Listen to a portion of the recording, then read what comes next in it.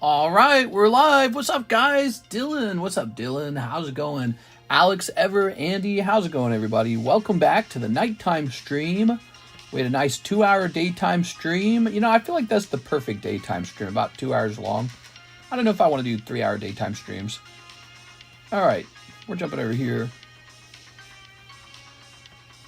There we go. Here's the title. Still suffering from an all-day headache. I can feel it right now.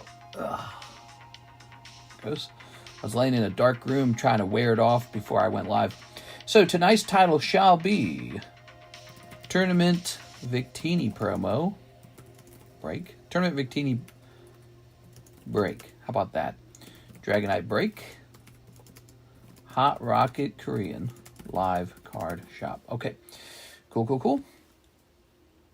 Chump was daddy. What the hell, dude? What a weird freaking day, man. I know exactly what you're talking about. Well, I reposted it, didn't I? I posted it in the Discord server. Yeah, it's pretty freaking weird. All right. Go ahead and mark this unread.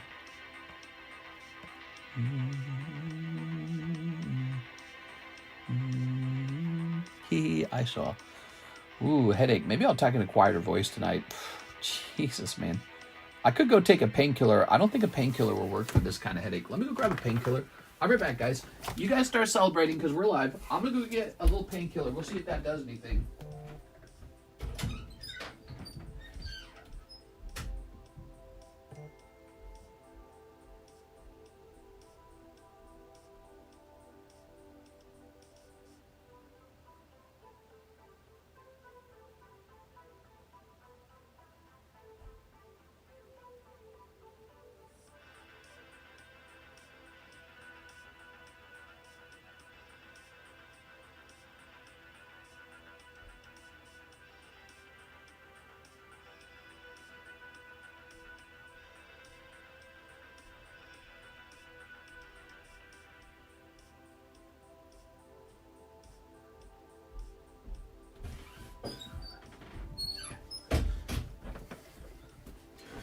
All right, here we are. Ta-da!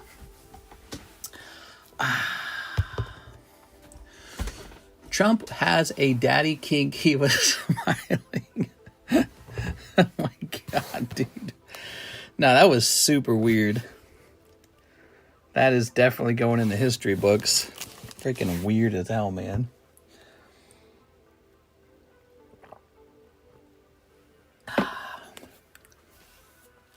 But, you know, I think it goes toward his, narcissistic personality type. He might be a true narcissist. All right, so Arturo says a spot on the Victini and read chat. Arturo Perez. I don't think he's here yet. So I think he's going to do a giveaway. Because that's usually what people are going to do. They're going to name somebody. You don't want to do that on PayPal. If you name somebody in PayPal, PayPal could freeze the payment. So never name other people. All right.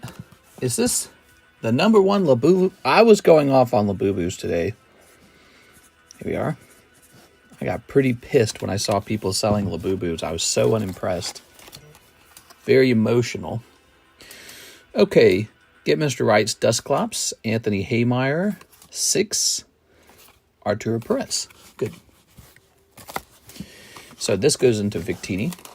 Victini the weenie. I can keep these running for a while if you want. These Victini's 1, 2, 3, 4, 5, 6, 7, 8, 9, 10, 11, 12, 13, 14. So 14, up to 14 out of 30. Victini is getting people to open their wallets. They're definitely interested in owning a tournament card. Okay, there it is. Mistress said the same on Metapoo. I did say the same on Metapoo, but Metapoo's an actual card set. Lapupu's not even a card set. It's just an ugly little doll. Makes no sense. Alex, PSX, slap away the Mickey Mace. Oh, wait, you already have one? Is that what the deal is? Let's see. Do you already have one? I think you already have one. Aren't they a ripoff of Where the Wild Things Are? I don't know if they're necessarily a ripoff. But when I see Pokemon card shops selling it, I know right away they're not really Pokemon card fans. Here we are. That's a reseller. That's what they are. It's gross. Here's Alex. 1 box of Korean Team Rocket. Oh, yeah. Another box of Rocket. This is, wonder if this set will always be popular. This is selling fast. Can you explain that $5 Pokey Shuffle? Hey, how's it going, Savage Cuts? I feel like I recognize you. I feel like I recognize Savage Cuts. Have you been gone for a while and you came back much later? Is that what's going on? It is. I can't remember. You sound like a guy who was here a long time ago.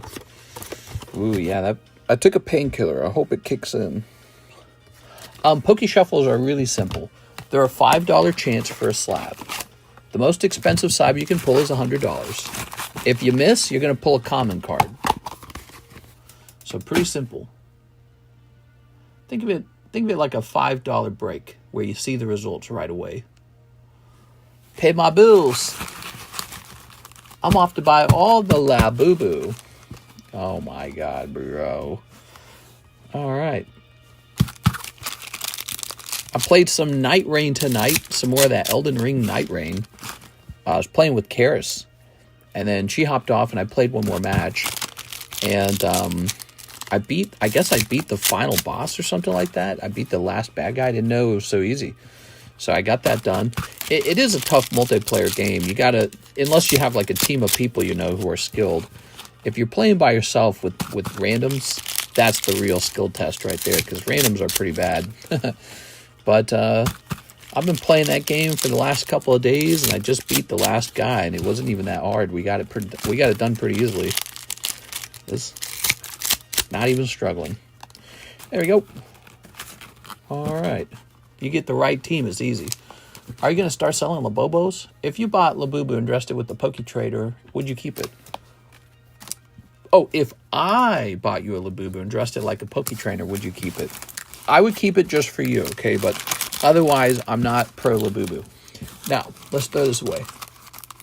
Labubu has TCG. Quick! I need the Labubu trading cards.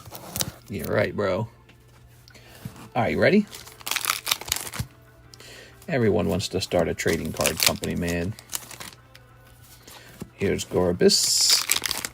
Here's Wobbuffet. There's Hippo. Oops.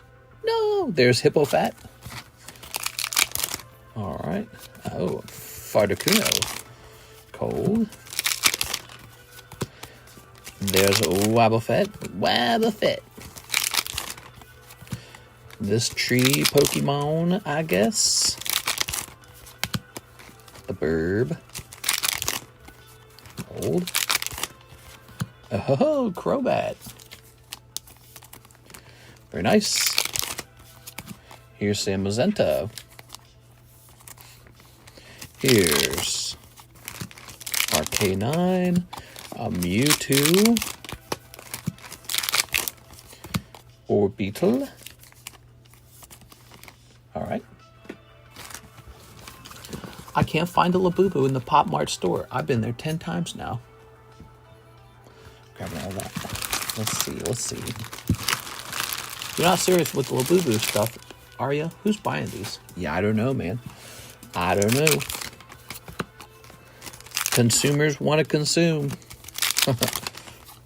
Here's Regirock. Old. The Monkey Annihilate. You know why Pokemon does well? Look at all these fantastic designs. Look at the Spidops. Look at Annihilate. Look at Regirock. Look at Zamazenta. Look at Mewtwo. Labubu's just this ugly little monkey bear, and that's it. There's not a lot of variety to it.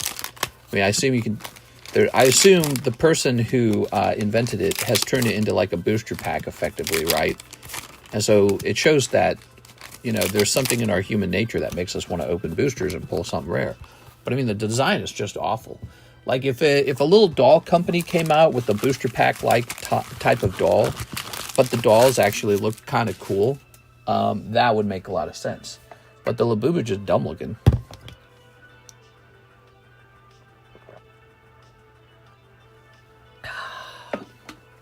All right. My local liquor store sells Labubus and Pokemon cards and boosters. Crazy. Here we are. All right. Nah, dude.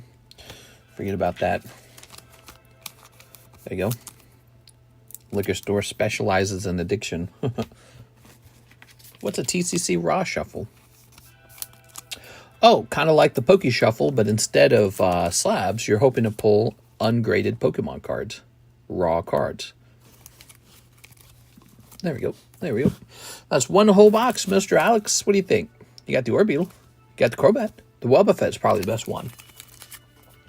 Wobbuffet. Oh, yeah.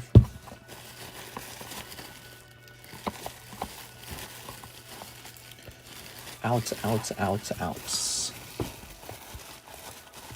Let's see. Where are we going to find... Oh, here he is. 1.6 billion off that ugly thing? I don't know. There you go.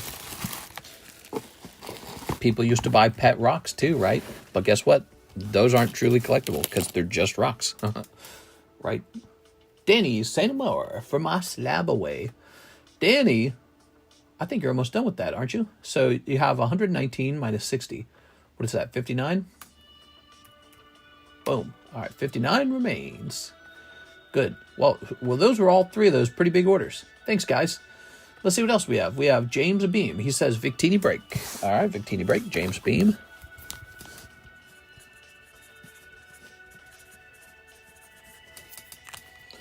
Okay. Here it is, Mr. James.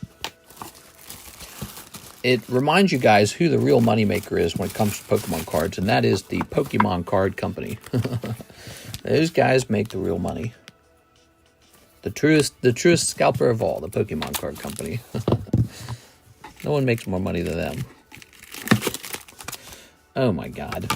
Look at that. Okay.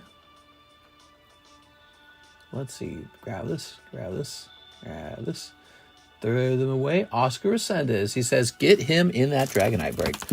Dragonite break, Oscar Resendez. So, short line, guys. We just caught the lineup pretty quickly there.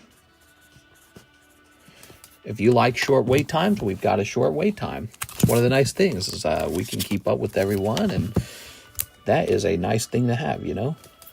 You ever had to wait in line too long for your cards to get open? That's no fun. All right, what's this? Hypno 9, huh? I think I was supposed to reduce the price on that Hypno, wasn't I? Let's see.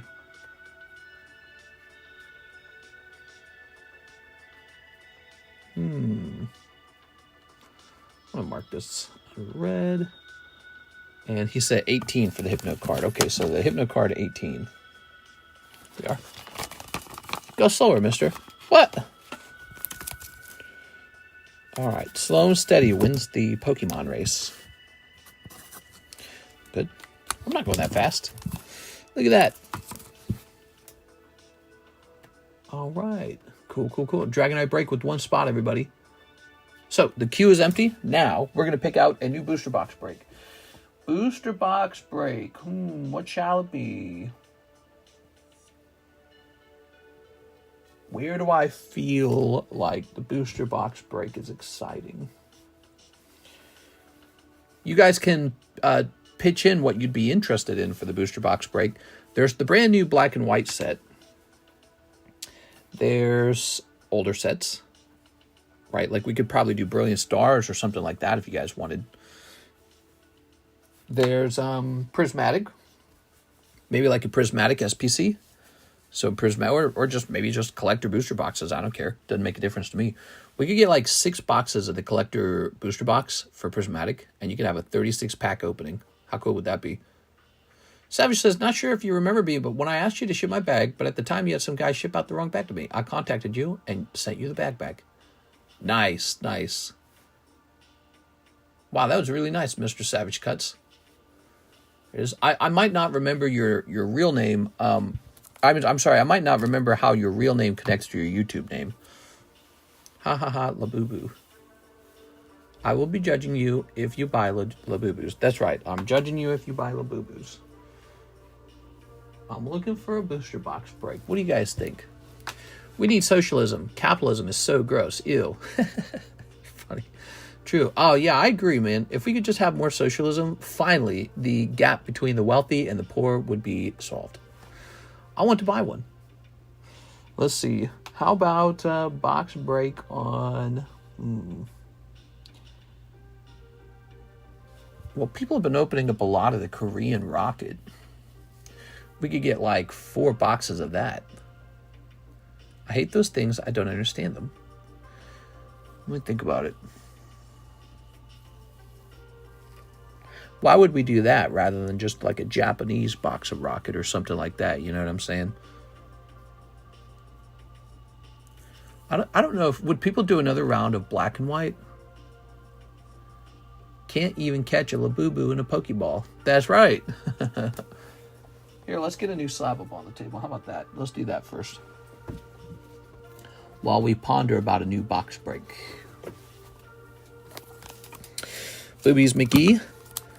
This is a pretty cool Sephiroth, actually, from Soldier's Return. $48. That's a Tammy card.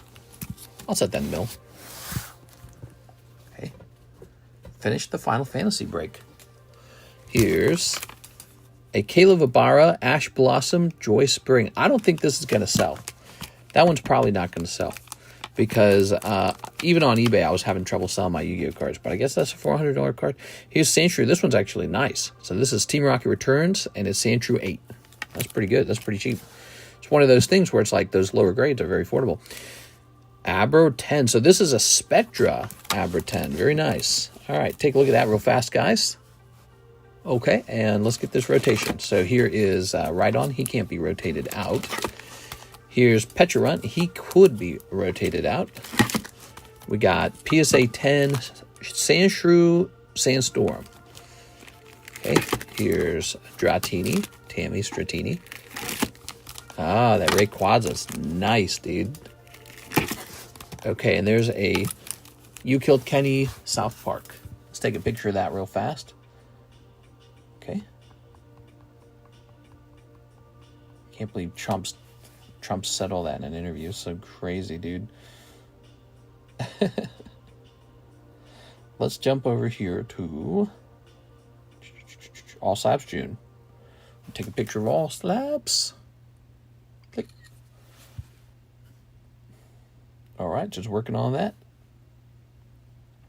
Oh, I didn't realize Nido King was also in this message. Let me say Nido King sold. There you go. So Nido King is out. Good. And now we're taking these down.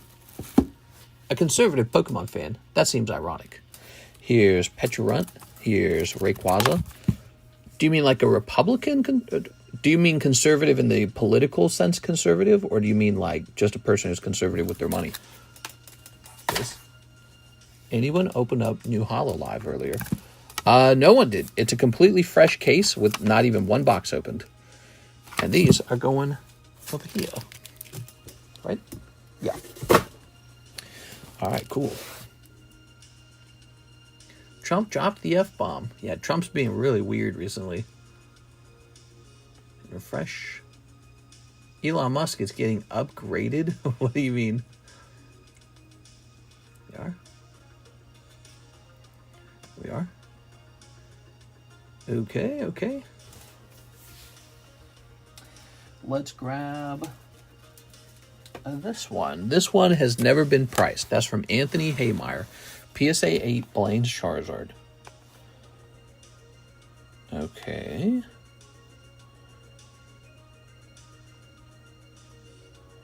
Jim Charizard. Japanese. Let's see. Very good. Although I always have to remember how much more conservative the U.S. is compared to Canada. Oh, Canada. Let's do a poll. We'll do a poll. We want to see how the audience leans. Okay, so this poll will simply ask whether you lean right or left, okay? I think we ran this before.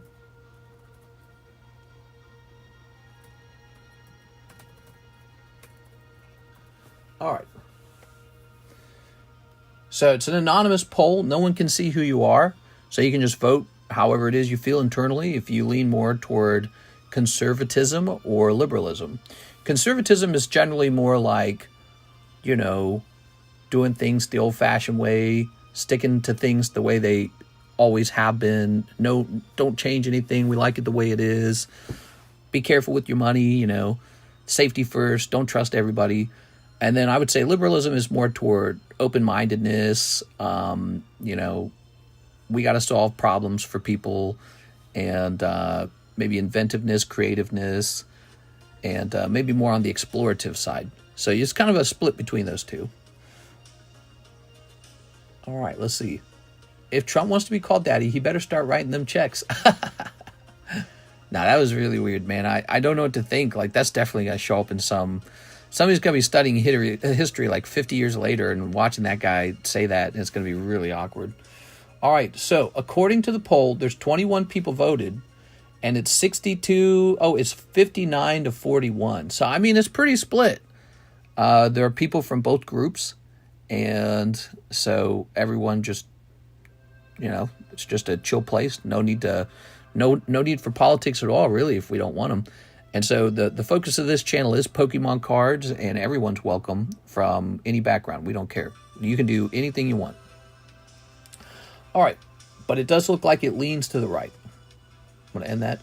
So, you know, actually, I've always thought that there's a, you know, possibility that Pokemon cards tend to lean conservative because guys tend to lean conservative, and there tends to be more guy collectors than girl collectors. I mean, that's just a simple option. You know, usually when I'm in a card shop, the ratio is like 5 guys to 1 girl. And again, guys do tend to lean a little more conservative. Also, here's another thought. People who want to open Pokemon cards tend to have money. So, you know, they tend to be working, and they tend to have a little money. All right.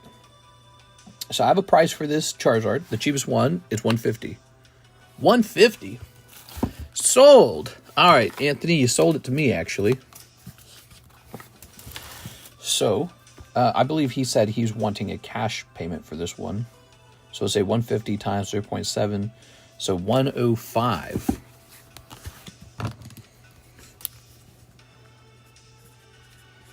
Okay.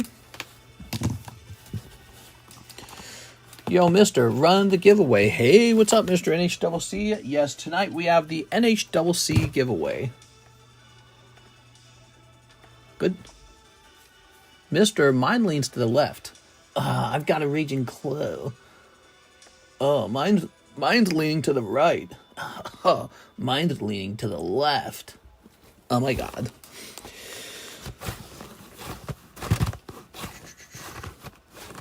All right. Ooh, look at all that. Beautiful.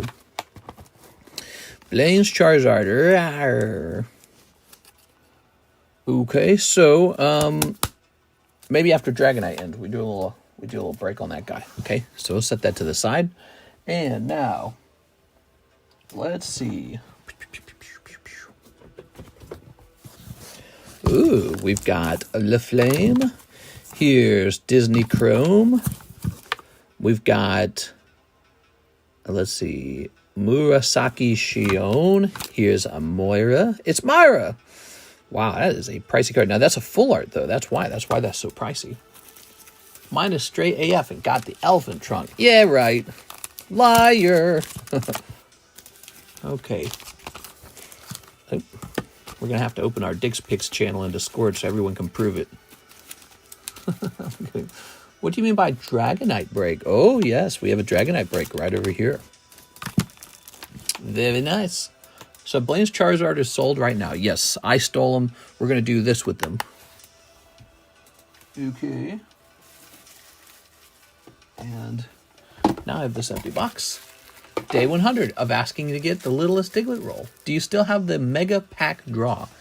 Mega Pack. Oh, it's called the Jumbo Pack. Jumbo Pack. Yes, that's a recurring break. So even when one round of it finishes, a new round begins. Here it is. You can see this time it focuses heavily on Japanese Pokemon cards.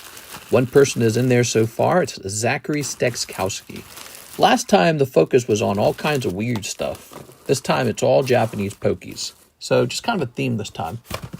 I get tired when it goes up and needs all the blood flow to pitch it. What? All right. What do we got? We've got Michael Bethel.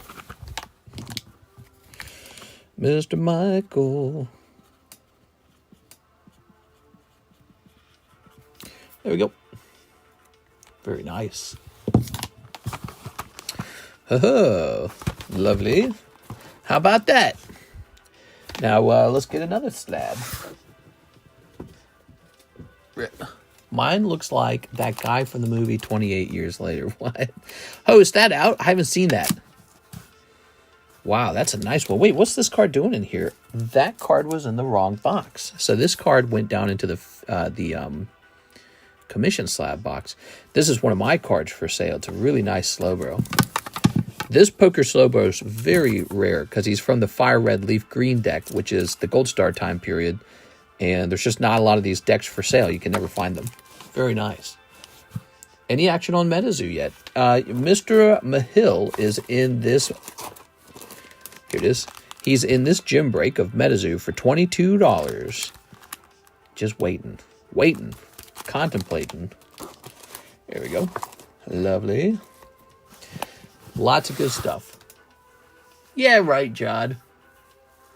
All right.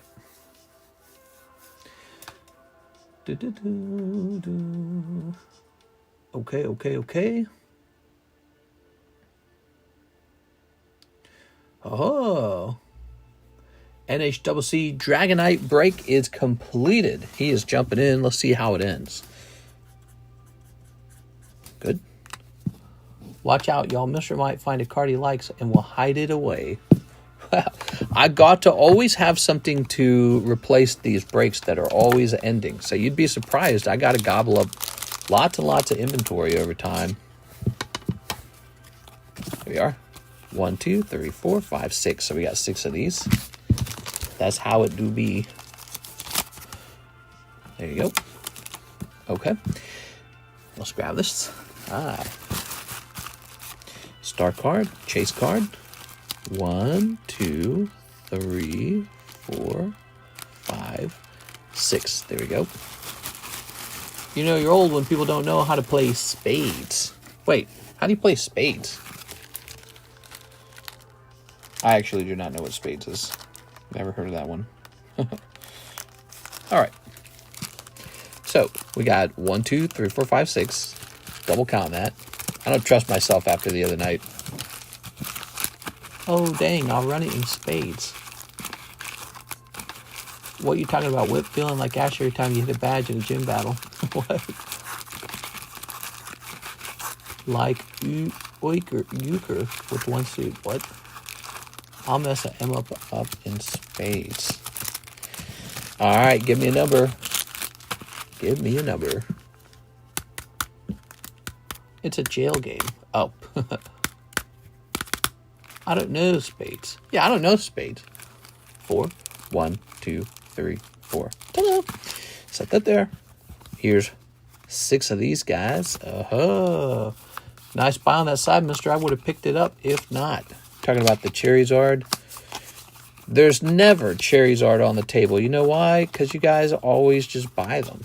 And then, or if you don't buy them, you put them in slab away. So I've learned a little bit about Charizard. All right, give me a number.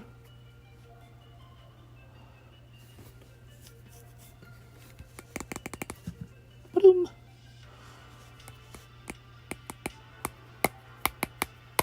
3. 1, 2, 3. Somebody's about to pull a very nice Dragonite. NHCC. Oh, he's going to pick up the star card. Okay. That's Mr. Fenton. Here's Tyler McCanch. Tyler McCanch picking up a Dragonite. Good for him, man. Here's Oscar Resendez. Sorry, Oscar. We have Jose Arredondo. And our good friend, Christopher Fenton. Ooh, Christopher Fenton went deep on that one. That sucks. All right. It's a team card game that brings out the worst in people. It's a card game that makes you rich in jail. What? It is.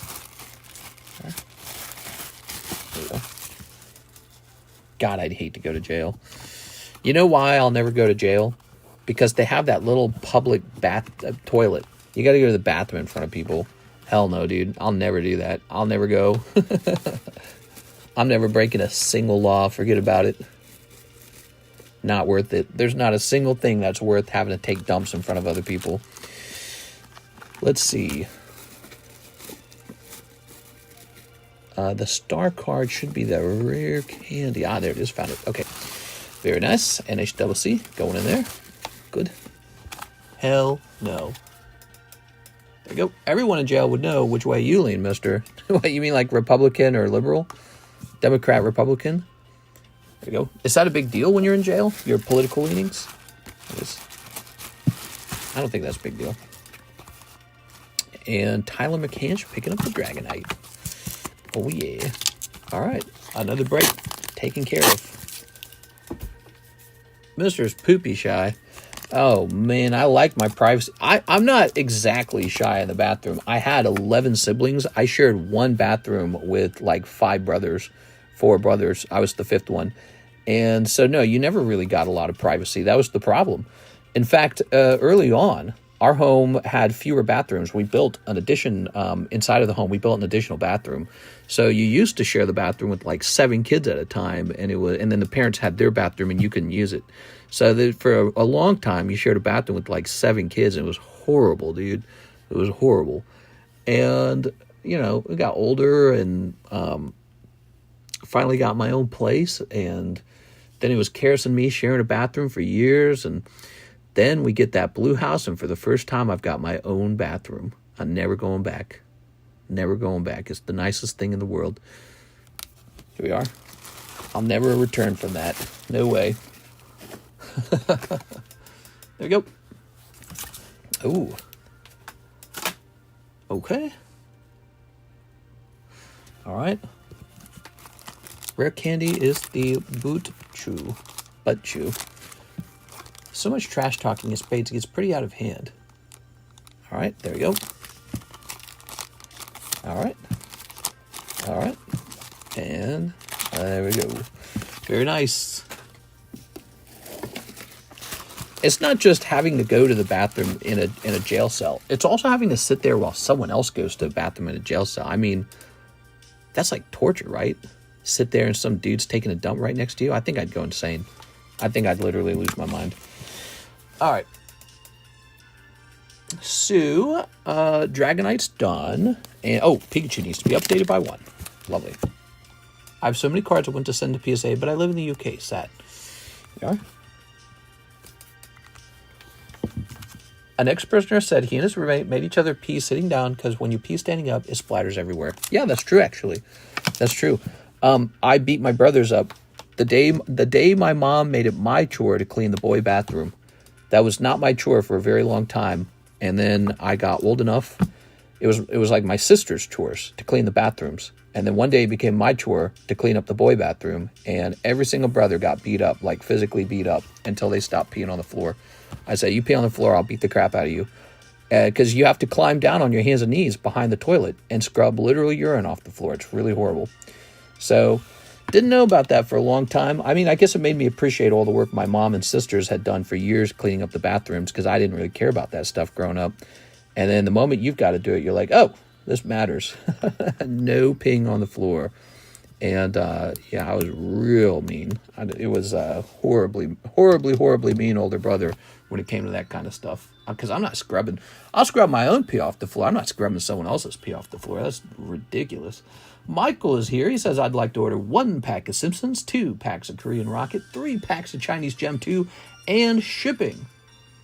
I have an older bag that you found last night and about 8 slabs. Never shipped before, so make sure the address is correct. All right, sounds good. What's the next slab? Well, we might not have a next slab for a minute. We've got a lot of other breaks on the table. We've got Eevee. We've got Gyarados. We've got, well, this isn't a Pokemon, but this one's a Pokemon. So we've got a lot of breaks already, and I'm thinking we should let some of these breaks marinate a little bit. If you guys like Charizards, we actually do have this Charizard. Now, he's a 1 in 13. But the difference is he's actually a 10. Ah. Right, the Dragonite was a 9. Don't forget that. I'm selling one of these PSA 9 on eBay. I just got an offer on it. People want this card, you know. It's a nice card. So that is Carddass, but maybe none of you guys. I don't know. There's people out there that want this. This is not like the usual Carddass set that you can collect. This is a rare promo. It's a profoundly rare card from the past. Very, very rare. Here we are. All right, but I own the 10, so it's okay. What's the Victini? Here it is. So the Victini right here. Where'd it go? This? No. Wait, where's the Victini? Here it is. All right, there's the Victini. I probably should have put the label up top like that. Put it be up there, make it easier to find. All right, so that's Tournament Victini, and it is at 15 out of 30 spots in, how long did that take? 1 day, less than 1 full day? So the Victini is driving a lot of interest. He's a big deal. This is a tournament Eevee, and people are just going nuts for it. All right. So Michael Bethel, let's take care of it. 1 pack of Simpsons. Am I keeping that nearby? Yeah.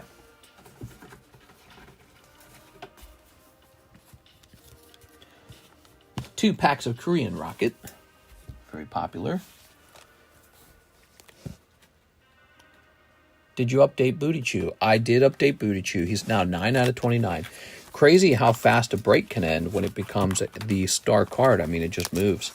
And by the way, I know there's a lot of you guys don't have a spot in here, and you really ought to think about it because he will go off, and he is a very valuable card, whether you want to keep him or not. If you don't want to keep him, you can flip him.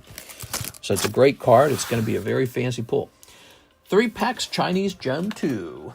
Okay, Chinese Gem 2, one of the best-selling sets that I have. Here's 2 packs. How many more for the Pokemon Carddass slab?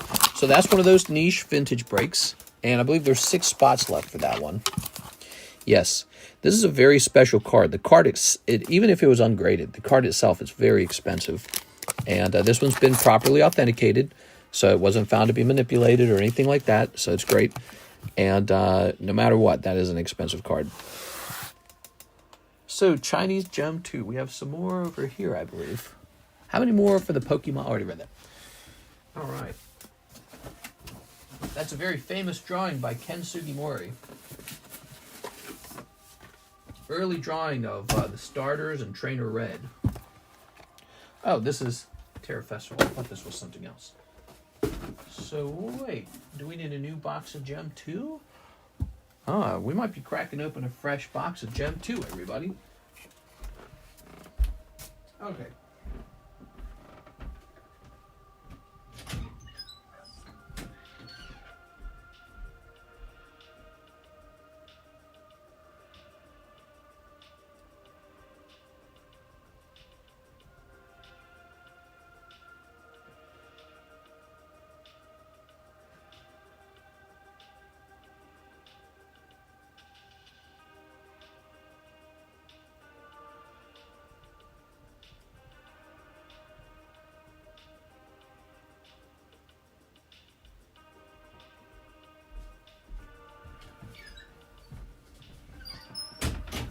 All right. Gem 2. Coming on in. Whew, the boo-boo's so hot right now. Okay. Louisiana passed a law targeting cards in the left lane, fast lane, who are not actively passing slower cars. I feel like that's not the bigger issue. The bigger issue is when you got vehicles that use the right lane to pass cars because they're impatient. Yeah. That should be super illegal. Did I talk about... Karis and I were on a drive, and there was this Jeep tailing me. So I speed up to like almost 90 miles an hour on the highway, which is way over, obviously. And the Jeep still gets into the right-hand lane and passes me because it's getting tailed by another car. And they're like fighting with each other. They have like road rage. So we're on the highway, and these guys get up to like, they had to have gotten up to like 100 miles an hour on the highway. And it was so crazy. When the second car passed me, they almost touched my car because they didn't properly change lanes. I don't know why anyone would drive that crazy. I mean, we were already going about as fast as you should ever go on the highway. Who wants to break 100 on the highway? What's the point of that? So, yeah, I didn't get it. It was insane.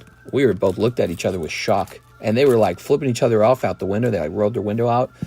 And it was girls flipping out from the car that was chasing the Jeep. I guess the girl in the passenger seat was some kind of girl. And the Jeep, he put his finger out. It was some kind of dude flipping the girls off as well. I don't know why they were fighting each other. But that Jeep was chasing me. I was like, why is he going so dang fast? So I kept speeding up and speeding up and speeding up.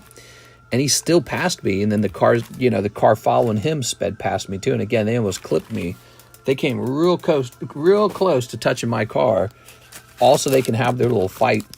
And I was like, this is ridiculous, dude. It's like, Jesus Christ. Yeah, that was this last weekend that happened. People like to go really, really fast out here at Lake of the Ozarks because there's some long drives out here.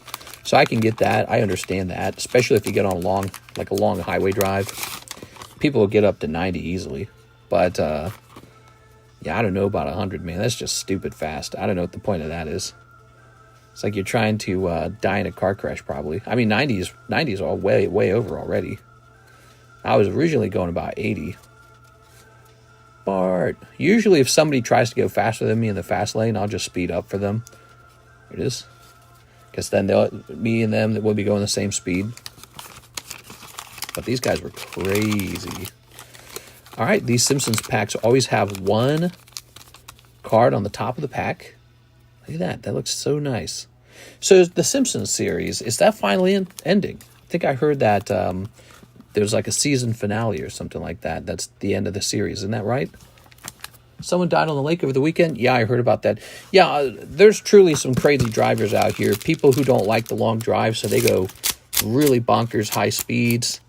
And then people who are drunk, they're just having a good time. People who are high, really bad drivers out here. All right.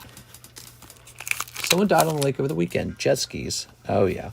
Every year, a couple people die in Lake of the Ozarks, if you guys didn't know that.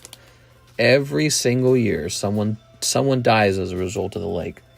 Like, I remember my first year out here, a pair of guys from India, they tried jumping in the lake when it was the cold time of the year, and they literally froze in the lake and died from, like, shock. I was like, ooh.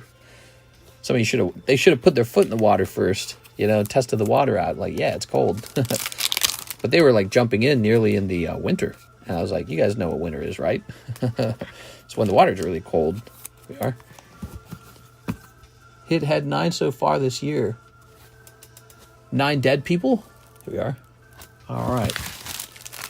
Yeah, but anyways, they're really crazy with those Sea-Doos, man. The Wave Runners, they're called PWCs, Personal Watercraft. That's the generic term. And they get really aggressive with them. Like, there are some guys who, they get like the special ones that could do like flips and stuff. So we've watched that before. They were like tail a boat. You stand up on them, right? They're like trick. They're lighter, they're smaller, but they're still really powerful. And they will do literal flips on their water jet skis. And they're really cool. Yamaha makes those. It's a Yamaha style trick jet ski. And you can actually go so fast and hit a wave so hard you can flip upside down in them. And so there's people out here doing that like as much as they can during the good season. And then, we used to live across from somebody who would practice with one. Here's Michael Bethel. So shipping, Mr. Michael. Lake MI has a strong body count. People hear lake and think it's small. It's so big it has its own weather. Lake Michigan, is that what you're saying? Which lake? Here's Michael Bethel. We have an expired Michael Curtis bag in here. It's a really large bag. All right. There we go. Oh, yes, very nice. That is one full bag, Michael. Hit head on. Somebody hit head on a jet ski. Ouch, dude. Okay, it looks like I got logged out of stamps. So let's go ahead and shut it down and log back in. Lake Michigan, huh?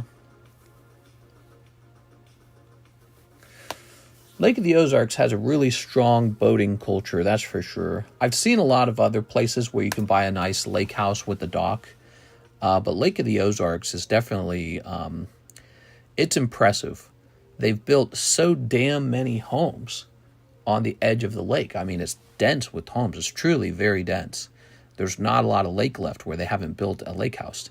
And it's a really skinny, long lake that goes on for like, I don't know, even in a fast boat, I think it would take you 2 hours to drive from the beginning to the end. So it's a really long lake. Not a wide one, it's a really skinny one. But it goes on for a long, long time. And there's all these lake houses that were built on the lake over the last like 50 years or something, or however long it's been. And so you come out here and, yeah, there's boats galore, man. There's boats everywhere. There's boats coming out of your ears. All right, Michael. Oh, we've never shipped you, is that right? All right, let's log in. Mr. Michael. Emily says, hi, my boyfriend's watching on his TV. Hello, Emily's boyfriend. Let's see. The Simpsons are still going. They did an episode acting like it was going to be the end, but it wasn't. Wow, that's still annoying. Oh, man, I'm getting the security questions from PayPal. I hate those. Why are they doing this? Oh, my gosh. God, I hate those stupid things. It's like they're trying to figure out if I'm a human. All right. Let's see. Please log in. There it goes. Good. Good. All right. Data says sales are down. Which you guys might have suspected that because we've had a slow week. That's all right. We had a very, very good week about 2 weeks ago. So it all about evens out. But this is July now. We're basically in July, the slowest month of the year. This is the slowest month of the year for card sales. There we go.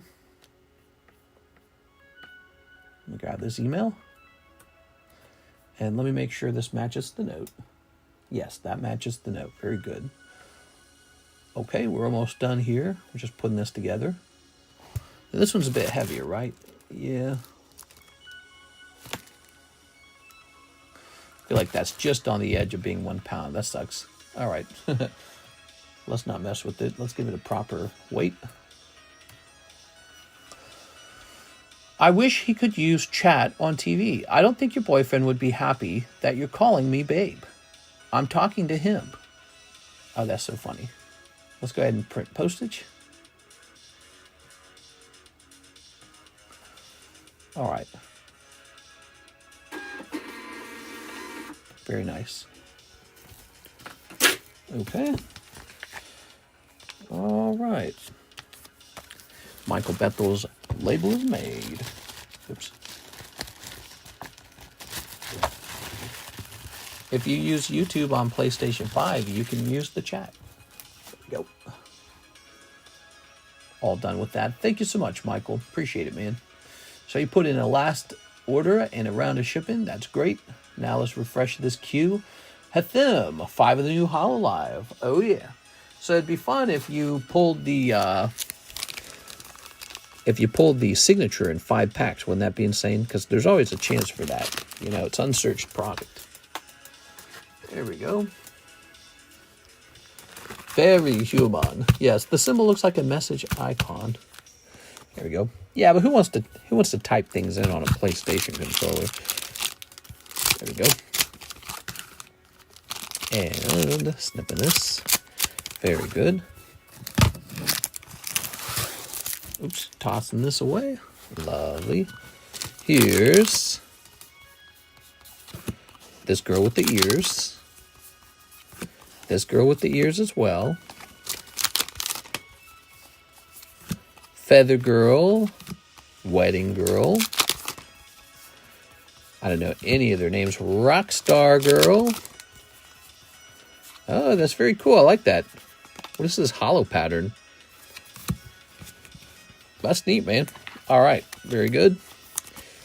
And this one has feathers as the art pattern. That's very cool too, actually. I love seeing that technical kind of stuff. You know, I like seeing card companies work on that kind of stuff. Remember back in the day, controllers would have keyboards attachments so you could chat? They still have that for Xbox. There you go. That's still a thing. I got one. We are. Ooh. I got one. I was using it when we would play Minecraft together as a group. Okay. Chris says it pops. Look at that. Lovely, lovely. Hathim. Thank you so much, Hathim. Now, Hathim, you've got this big fat bag right here, and I think it's time to make a second bag for you. How's life going, Mr. Hathim? Give me an update. How are things? Things going well? Grab a bag. Okay. Babe, you need to bug your parents for a phone. Yeah, I agree, babe. Hey, babe. We are. Hey, baby. Isaac, babe. You need to bug your parents for a phone and some Pokemon cards. I was going to say 7.25. There you go. The Dreamcast controllers and memory cards with the screens on them were I never owned a Dreamcast. You know, my biggest memories of the Dreamcast were all the demos at like Sam's Club. You could your family might go shopping and you just stand at the demo and play the demo all day long. NHCC gave away this beautiful Fusion box. Lurkin Larry is going on the box. Here you go, Lurkin Larry.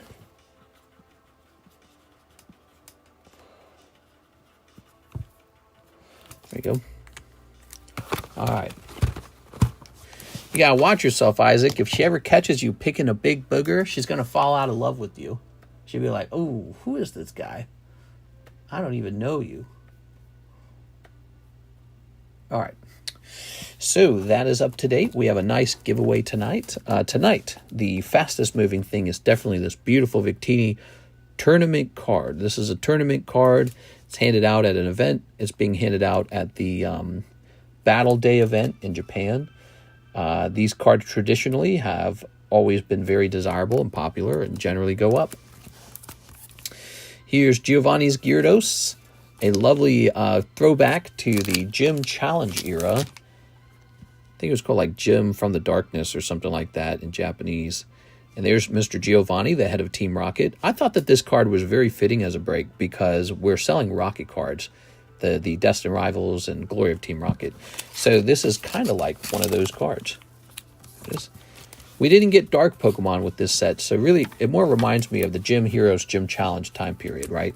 You've got Cynthia and Ethan and Hop and all these other guys. That really does remind me of the Gym Challenge and Gym Heroes Pokemon card sets. And this also is from Jim. Very cool, right? His brother decided he was going to sleep through the live. Mister, how did you get that card, if you don't mind me asking? I bought it. Here it is. You buy it online. I mean, if I bugged my parents for a phone, I would have got backhanded. Truly, different times. Yeah, I came from a pretty rough family myself, and I think my parents felt bad that we were so poor. And so if you asked for something for like your birthday or something, they would actually get really angry at you and say, don't even ask. I think it was sort of like this thing they knew they couldn't do. And the stress of it probably bothered them a lot. I don't know.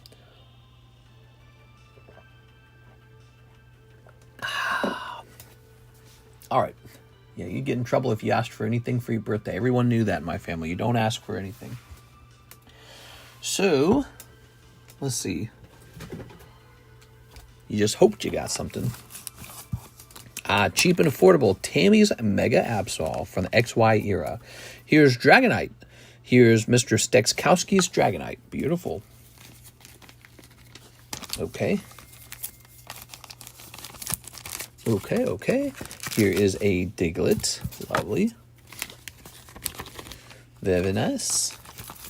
Oh, yeah. Wow, that one was graded a long time ago. That's the original label. Number 927. Yeah, that was encapsulated by me. How cool is that? That's an old one from back in the Blue Lake House days. It's the biggest Diglett. It really is. It's the biggest Diglett. How nice is that? All right, let's see. Mr. Mark Morales, how are you today, Mark? He says 1 TCC Raw Shuffle, 1 Poke Shuffle. You got it. One of these Raw Shuffles it is. Let me move this out of the way to over here. And so, oh, that's going to fall over. These slabs are going to fall over. What are these, huh? Slabs everywhere. Slabs coming out of my ears. Okay. Put that over there. Now, 1 Raw Shuffle. Here it is. Haha, lovely. Tammy has all the fancy stuff. So, how shall I do this? Is this wider than that? Can you see it? See, that's the problem. I need it. It won't go back any further. So I'm going to grab it from here. Just grab a random chunk. Send it to the back. Grab a new chunk. 3. And boom, that's your pack. Let's see if you get lucky or not. Okay. Now, Disney poker card, you got Umbreon, Rayquaza. Oh, let's zoom in. Okay, you got Umbreon, you got Rayquaza, Tyranitar, Charizard, and Mewtwo. That's not bad. And there you have it. Very nice. I don't push these very hard because I actually don't like working on them. It's a lot of work. And if people naturally don't want them, you know, if you're not excited for them, then I'm not going to push them. There we go. All right, Tatiana. Set this over here. Now for that Poke Shuffle. The Poke Shuffles, on the other hand, sell very fast. You know, it'd be interesting is if I just got rid of the Raw Shuffle, and the way I had it work is I just occasionally put Raw Shuffle packs into the Poke Shuffle as a prize to be pulled, right? All right, here it is. Oh, double whammy. All right, you got this, and now you're getting Tinglu as well. I don't know if people really love Tinglu that much, but you only paid $5 for it. Can't go wrong there. Tinglu 089.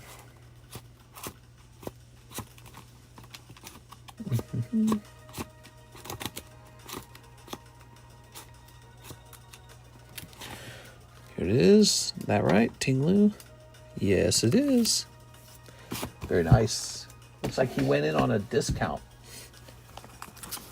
I need to go deep into the shuffles again. Those were fun, like 40 at a time. Whoa, that would be pretty good. I'm not going to complain if you do that, but I hope you pull what you want if you do that.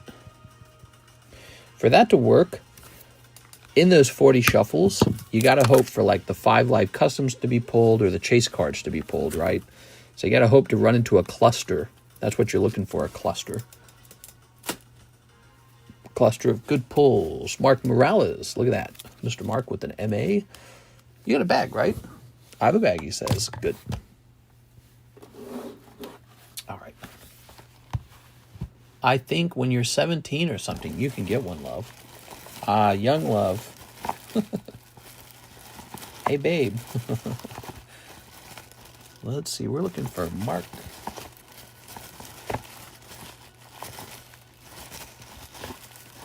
Yada da dee yada.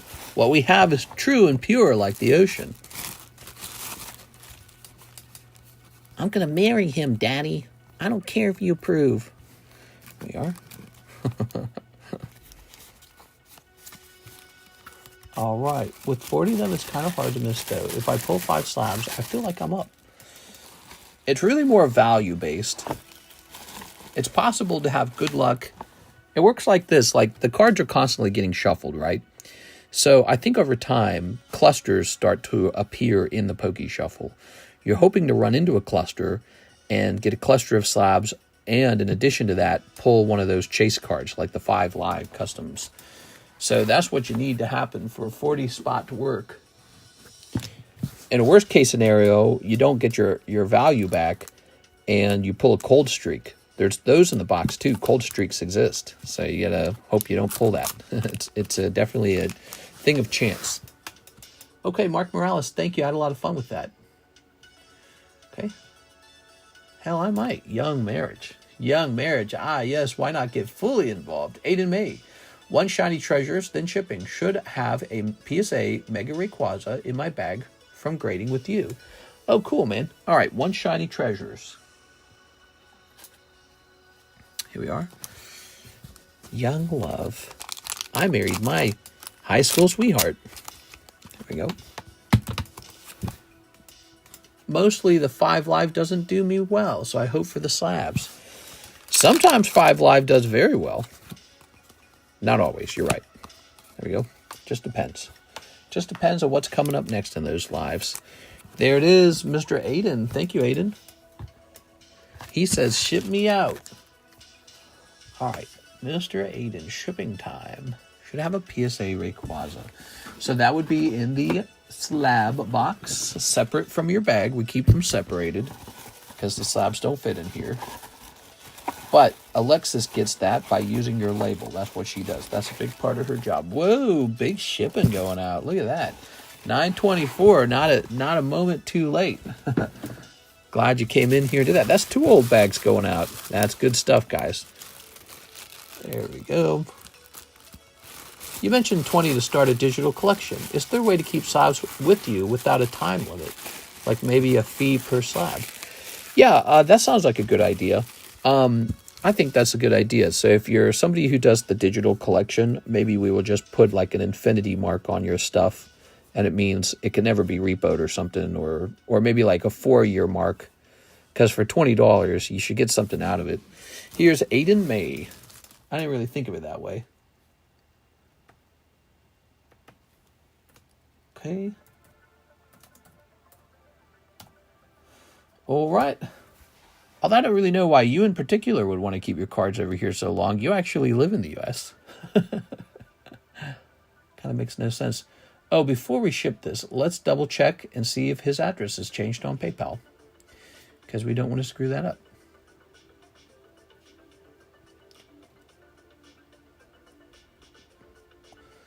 Scoopy doopy doopy doopy doopy doopy doopy doopy doopy doo.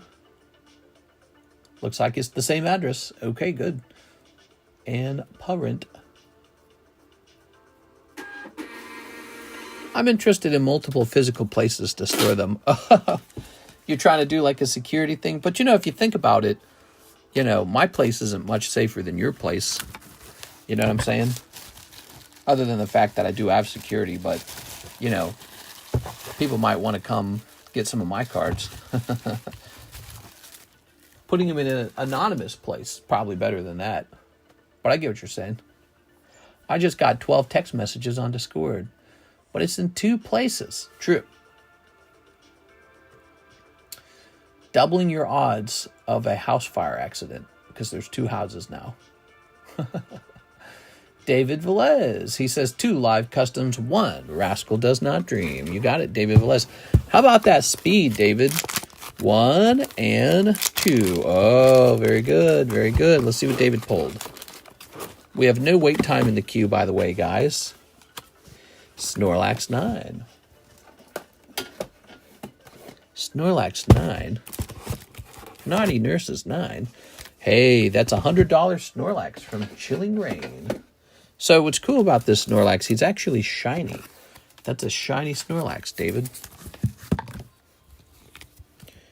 Not bad. Okay. Good. That's code for he doesn't want the wife to find the Pokemon cards. Now that I completely understand. We can help with that. We can help with that. Here's Weiss Schwartz. Boobies McGee. Here's Sleeveon. This is a nice Sleeveon. Here's Absol. And here's Oshawott. Ooh. Can't complain when I hit. Now, wait a second. We're not done with you. We need a Rascal Doesn't Dream. And this goes into Mr. David Velez's bag. Thank you so much, David. Appreciate you being here tonight. Snipping this. Good. All right. Let's see what we got here. We've got a holo and another holo. I hope you have like 5,000 different cards. Isaac has 5,000 different cards. Let's see, we'll toss this. We'll toss this away. So, David Velez. Let's leave it at that. And let's see, with the D, probably going to be maybe in this box.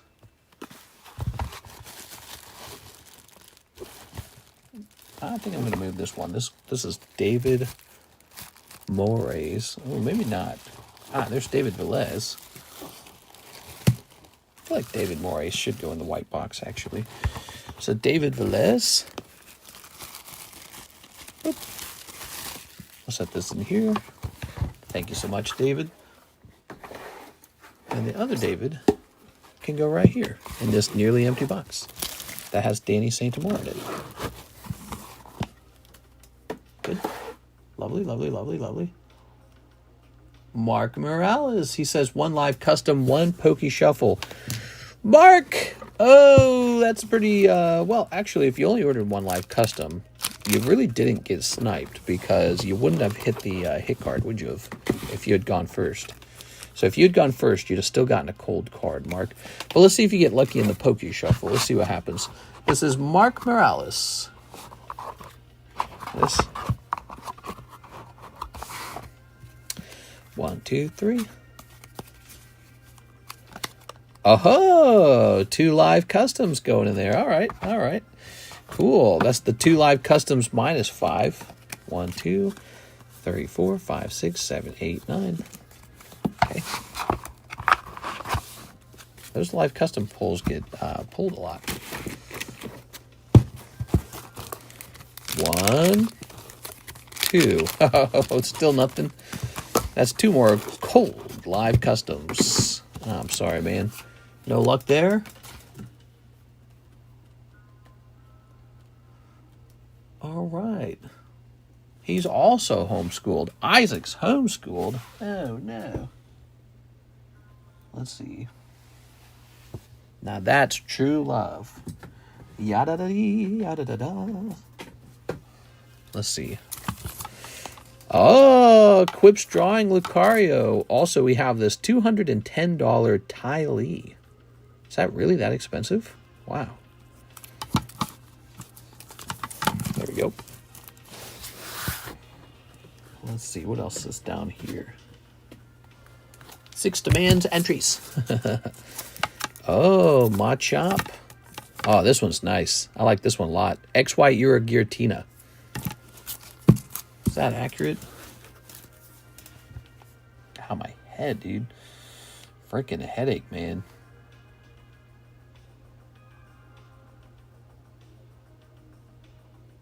XY 184.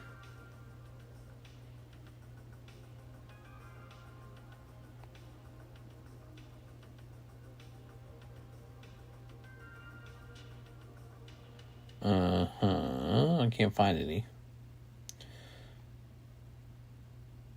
Oh, yeah, okay. He doesn't go for a lot. He really does go for about that price. So those are the last sold, but there's none available. But it is a CGC 9. So I think 45 is going to be the correct price on that. Okay, boobies. And lots of boobies, really. Lots of girl cards up here. I'm going to go make a sandwich. And by the time I get back, I better see that break finished. What? Where's my sandwich? I don't get a sandwich? What kind of sandwich are you making? Banana and mayonnaise? That's my favorite, banana and mayonnaise. Let's see. So this is for Bear in the Woods. Bear. Peanut butter eggplant in the woods. Toasted tuna melt. Ew. Not the tuna, bro. That sounds gross. 1, 2. Oh, this should say 11, 12, 13, 14, 16, 17, 18, 19, 20. You just haven't lived. You're still trapped in the jail of your own mind. There we go. Good, good, good. All right. We have no wait time right now, guys. If you want to place an order, here's an unfamiliar site. Boobs.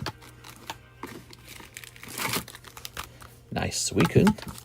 That's a real good Suicune. I could see that hitting up the live customs. Because who wouldn't want to pull that Suicune? Oh, this is nice too. Oops. And the Nefarious Team Rocket. Now, I believe Adam told me to reduce the price on this one. This is called Heart Hybrid.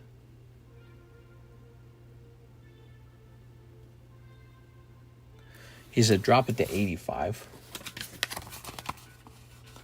Would you take back the Li Ting for store credit? Li Ting. Oh. Maybe. Here we are. Let's see. 85.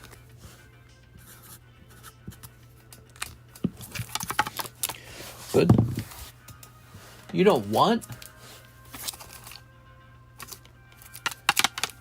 this guy? But he's so good. I would buy him back for $20.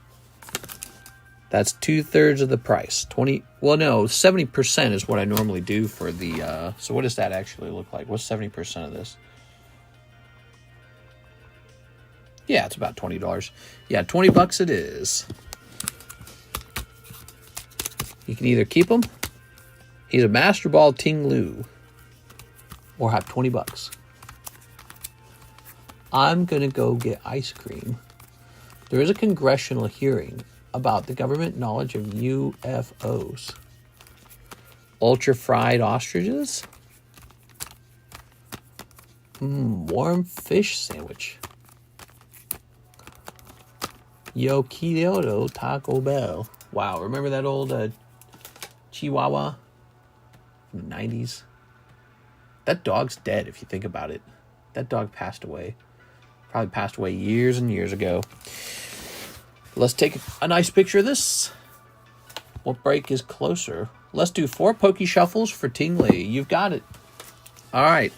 So you've sold this back to me for $20. And now I put it back into the Poke Shuffle for $30. I'll put it in for $25.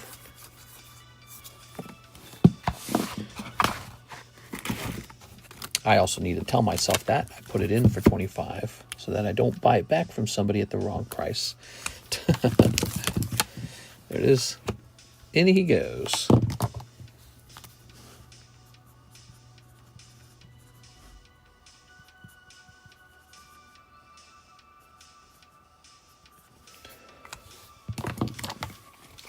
Watch him pull it again.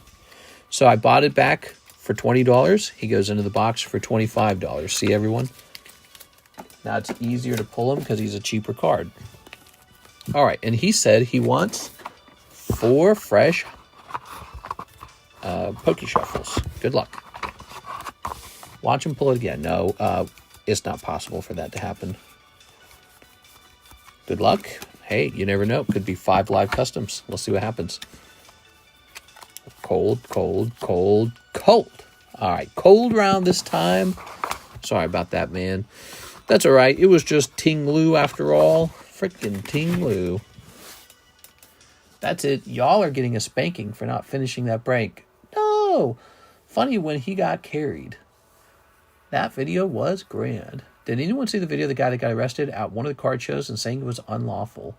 Yeah, I don't understand why people resist arrest. Like, they just got to be living in some kind of delusion in their mind. You know, when the police make a decision to arrest you, they're not going to, like, change their mind on arresting you because you resisted so good. You know, like, oh, this guy resisted so good, let him go. Tell you what, we'll just back off, let you go because you resisted so good. It never works that way, you know? Of course, he's probably going to that jail with the public toilet. Oh, no.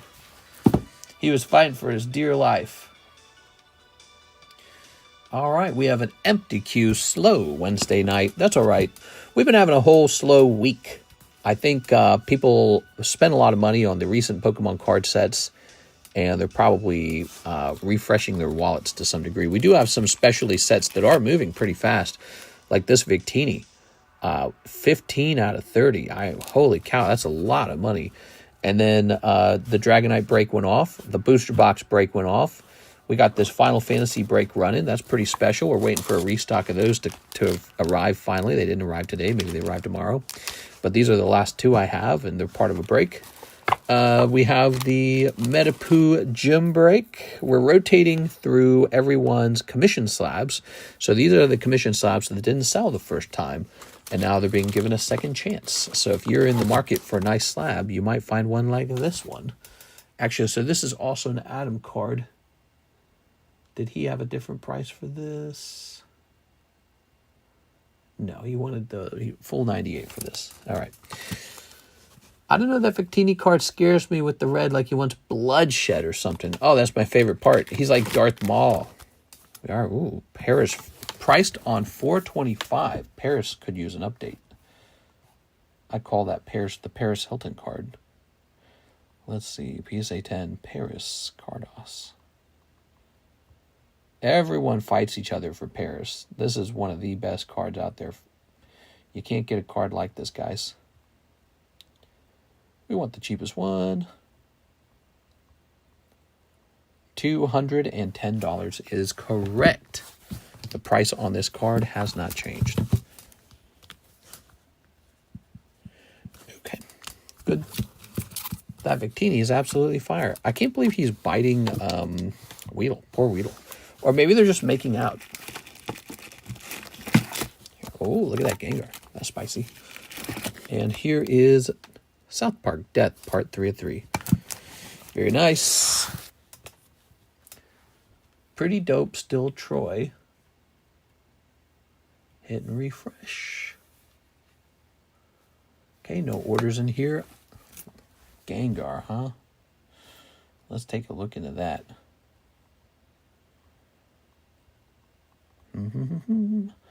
La di di di da di da. Skibidi boo bidi boo. Shibidi bidi bee.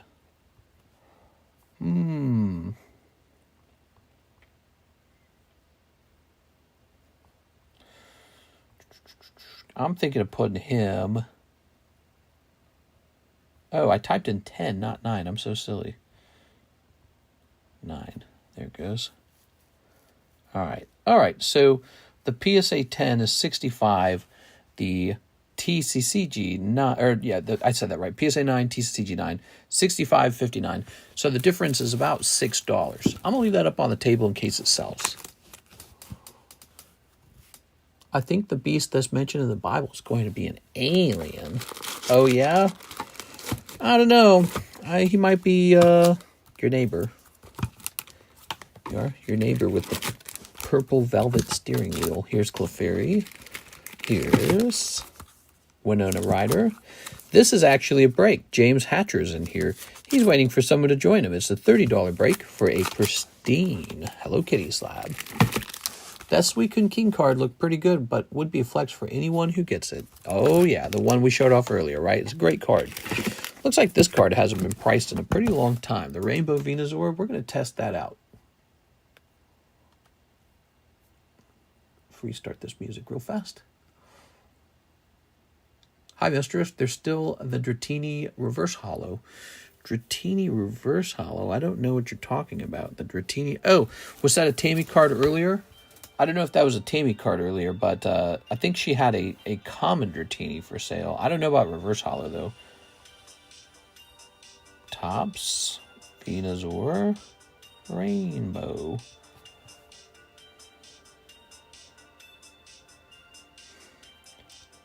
I don't see one for sale. Let's check sold. All right. We're probably just going to stick to this price of $145. Let's give it a nice new sleeve, though.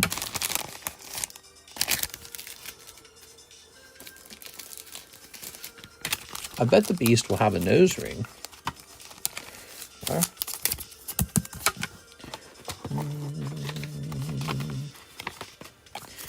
Okay. It's the mark of the beast.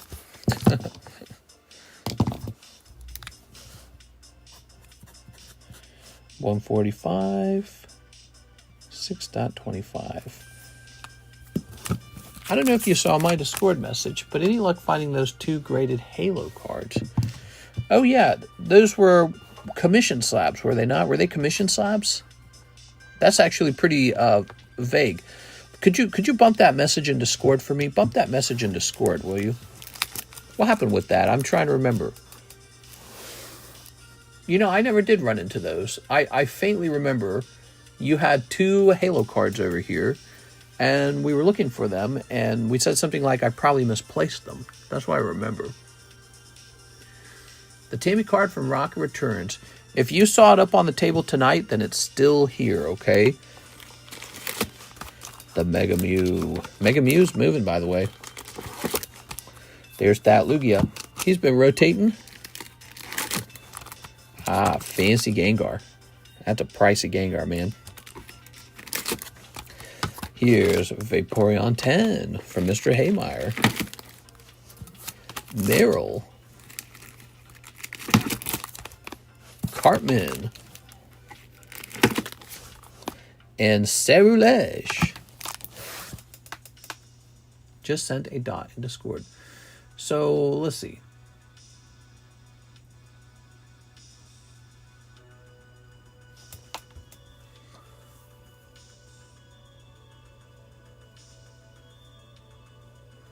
It's most likely because I tried to sell them with you 5 months ago and they were probably put into a weird place. I agree. I clearly haven't ran into them in the usual rotation boxes.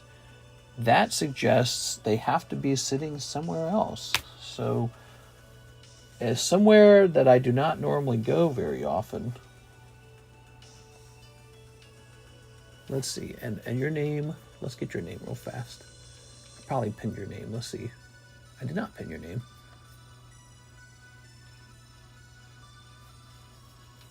Brandon Warder. So Brandon Warder. All right. Mr. Brandon. He gave me 2 Halo cards to sell and they did not sell. Brandon, you were one of the earlier guys to try out having me do like commission sales. Let's see. This is the commission box down here. Let's just see if it's sitting in here. I doubt it is, because we created this box much later. Let's see. A lot of commission slabs to show off. We're just rotating through them slowly. We're not trying to rush through them or anything.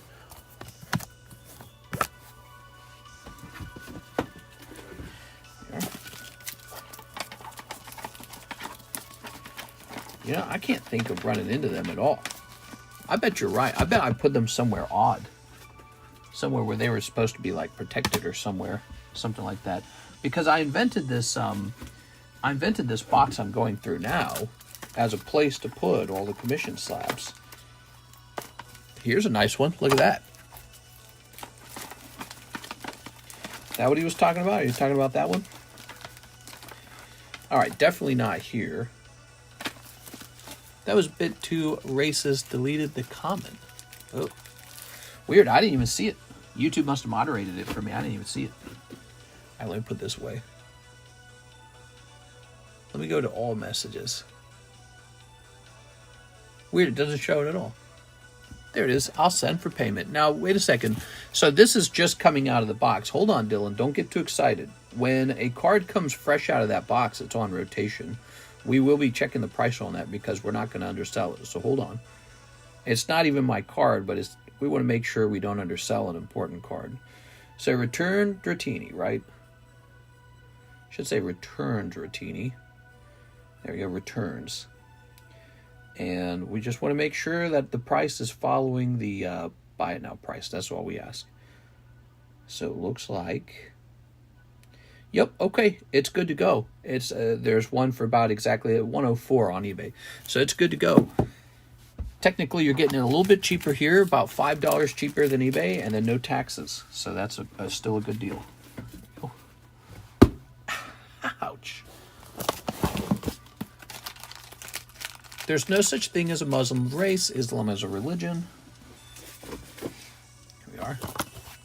Let's see, for alligator. This is a really cool one too, actually. Look at that for alligator, man. All right. I guess I agree. That would be like saying like a Christian's a certain race. It's like there's no race for the Christians.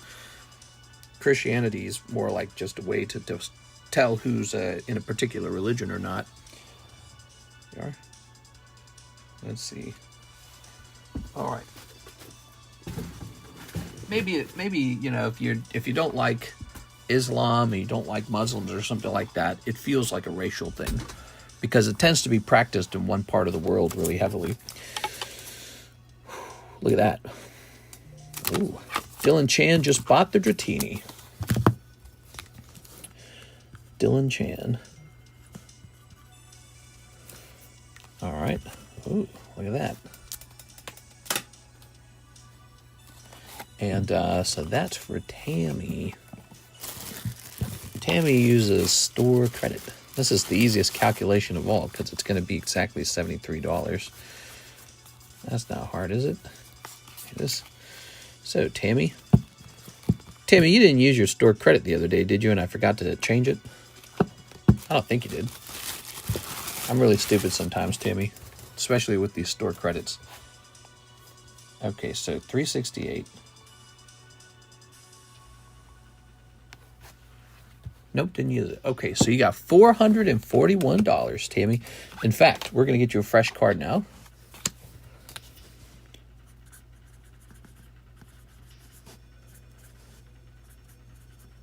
If you wish for your records, you can screenshot this. It's kind of like a receipt of all the, sales that we did. Okay, but you know where to find that now. All right, cool. Tammy. There it goes. Very nice, very nice. Angry, no one finishing the Final Fantasy break. New York voted in a blank mayor after what they did to the World Trade Center. He's only been a U.S. citizen for 7 years. Oh, I know what you're talking about. So that's actually kind of some big political news. What he did, he's not mayor yet. He was voted in the primary. So Democrats host a competition amongst themselves, and that gets to decide who gets to run for mayor. So the Republicans run a primary and the Democrats run a primary. Well, everyone thought the usual Andrew Cuomo would win the primary, but it was actually a newcomer, and he's very progressive. And so this has surprised a lot of people on both the left and the right. He probably will be mayor, though. There's a good chance of that, and that is because New York is one of the most liberal Democrat places in America. So him winning the primary, it's very similar to him winning the mayorship or something like that. So he will likely be the mayor. It's still possible for him to lose to a Republican, but the odds of that are low. And then, from what I understand, I think Andrew Cuomo is going to run anyways as an independent. So who knows what actually happens? But he has momentum. He has a shot. He has a very good shot. I think there's one spot left. Yo, Troy, what's up? Sweet politics. Oh, okay. Thanks, chat. All right, so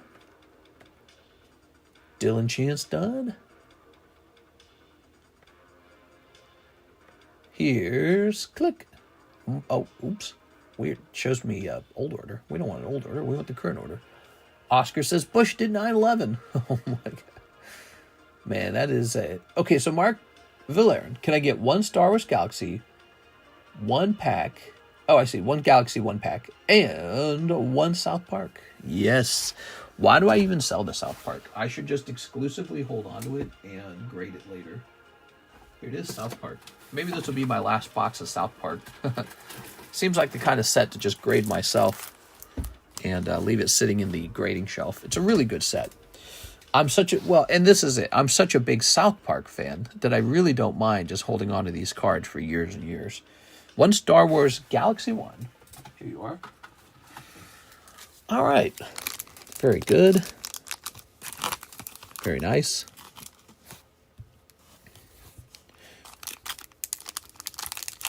I feel sorry for the Jonas Brothers. What happened to the Jonas Brothers? Oh man, this booster pack, this one right here, it reflects the light straight into your eyeballs, like staring at the freaking sun, dude. Mr. Mark. So Mark, let's see what we have. Everyone, this is Mark's order, and he's got one Star Wars Galaxy. There's a Darth Vader, the Goblin, this guy.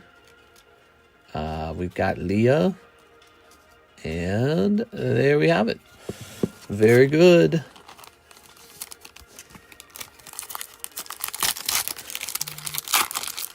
Let's see. They live in New Jersey. New York is going to change. So Bath. Here's, I was going to say, you know, the news about the mayoral. Is it mayoral? Is that the right word? The primary choice. That's really just for people living in New York. It's not really anything for us to worry about. If you're not living there, then it's not a big deal. They can pick whoever they want. Here we are. There's liberal candidates in liberal states. That's kind of how it goes. You know, there's liberals running California, and there's Republicans running Florida and Texas. Here we are. Miss Crabapple, is that right? What's her name again? Miss Crabtree. Shut up and sit down. Oh, I think I did that backwards. It's sit down and shut up. All right. Jimbo and Ned, and then Death. God, these cards are so good, man. They sure are the guys to feel sorry for. Here we are. Are you talking about New York? I don't know much about the guy. The guy who got chosen. I know he's 33, so he's younger than I am. You know, when I was 33 years old, I don't think I was ready to like lead a whole city. I don't think most people are. 33 is very young, but I don't know. He's running. He's interested in it. Anything can happen, right? Yeah, I would say 33 is still pretty young for sort of like being mayor of the city of New York. New York's a pretty significant place. I think it shows that the voters want change, and maybe his positions on stuff were so radically the opposite of what the Republicans want. Maybe that's why he won. But, you know, New York, California, those are Democrat states, and so they're going to pick who they want, and that's who they want. That's how it kind of goes, you know. The guy that won in New York City wanted to have city-owned and ran grocery stores. That's the first thing I heard about it. And so I feel like it's a great subject in politics/economics. Why doesn't the government just run all of our grocery stores? Why doesn't the government run the farms, the production of the food, and then they can run the grocery stores where we pick it up and buy it? Why doesn't the government just run everything? Because the government generally is very bad at this. It's a matter of skill. You know, Russia tried this a long time ago. Russia tried to have their communist utopia, and they started making people work out in the farms who were no good at farming. And as a result, it ended in bread lines and a severe famine. And that, farmers who didn't like having their farms taken by the state, by the government, they were so upset, and then they were just executed. They were just killed. And so once they got rid of all the farmers who were rejecting the loss of the privatization of their farms, once they got rid of those guys, they put in all their loyal followers to run the farms, and they were no good at it. And so that's what it's all about. It turns out when people pursue their own private business for private property, private profits, they work harder, there's more pride, there's more natural individual interest. When people pursue their own interests, like building your own log cabin or something, you take a lot of pride in what you're doing. It affects directly you. You put a lot of energy into it. You're obsessed with it. You're very interested in it. And so as a result, you just work harder. Like you might work 60 hours a week because you're so interested in what you work on. You're like, this is my thing, and I'm working on it really hard. When the government comes in and says, no, that thing's for everybody, and we, the government, shall own it. You can still work on it, but we, the government, shall own it. People just don't work as hard for that. They go, I don't care about you. You're the government. So that's why generally it does not result in higher productivity levels, which is very important. And when productivity is falling, the irony is that you don't have enough goods to feed everyone, or whatever it is you're doing, whatever it is you're producing, you don't have enough of it. And so, ironically, the prices should be spiking But the government has very often, in these scenarios, the government has very often promised a sort of utopian lower price on everything. But meanwhile, they're just not producing it as good. The guy running the government grocery store, he doesn't care about the government grocery store. It's not his, so he just doesn't work on it as hard. So prices should be rising for the lack of productivity and the lack of skill. And instead, they're forced to actually lower them to make their government promises come true. And so that's how they end up with a big deficit. That's how they end up with, like, for example, UPS is a shipping company. They're hugely profitable.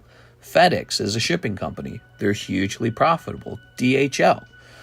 But USPS is the government shipping company, and they're hugely operating at this giant loss. Every year they lose tons of money. And it's like no one can figure out how to make it profitable yet. Oscar Resendez, I'll take the TCC Gengar and try 4 Raw Shuffles. Hell yeah, dude. All right. This one back here. Now, you wanted 4 Raw Shuffles. Oh, 4 Raw Shuffles. Not to be confused with the Pokey Shuffles. All right. This is also a Timmy card. Anyways, I feel like the subject kind of delves into a topic of human psychology. Who do people work harder for? Do they work harder for the group, or do they work harder for themselves? And you can find people who will work really hard for the group. Here you go, Tammy, that's $43. But you know what? The largest companies and creations in the world almost inevitably are always created by a private group with a company ran by a private individual. It's very, very rare for the government to out-innovate the private market. It's very, very rare for the government to outproduce the private market. And that's because people really do just work harder when they work for themselves. Hard to beat that guy he's competing for himself, not for, whoever's in power in the government this time. You know what I mean? There it is. All right. So that's why the turning grocery stores into a government-owned business is not probably will not work. I say probably. I actually really think it won't work. Here goes. Interesting idea, though. Everyone always has that idea, by the way. It's an idea everyone always has.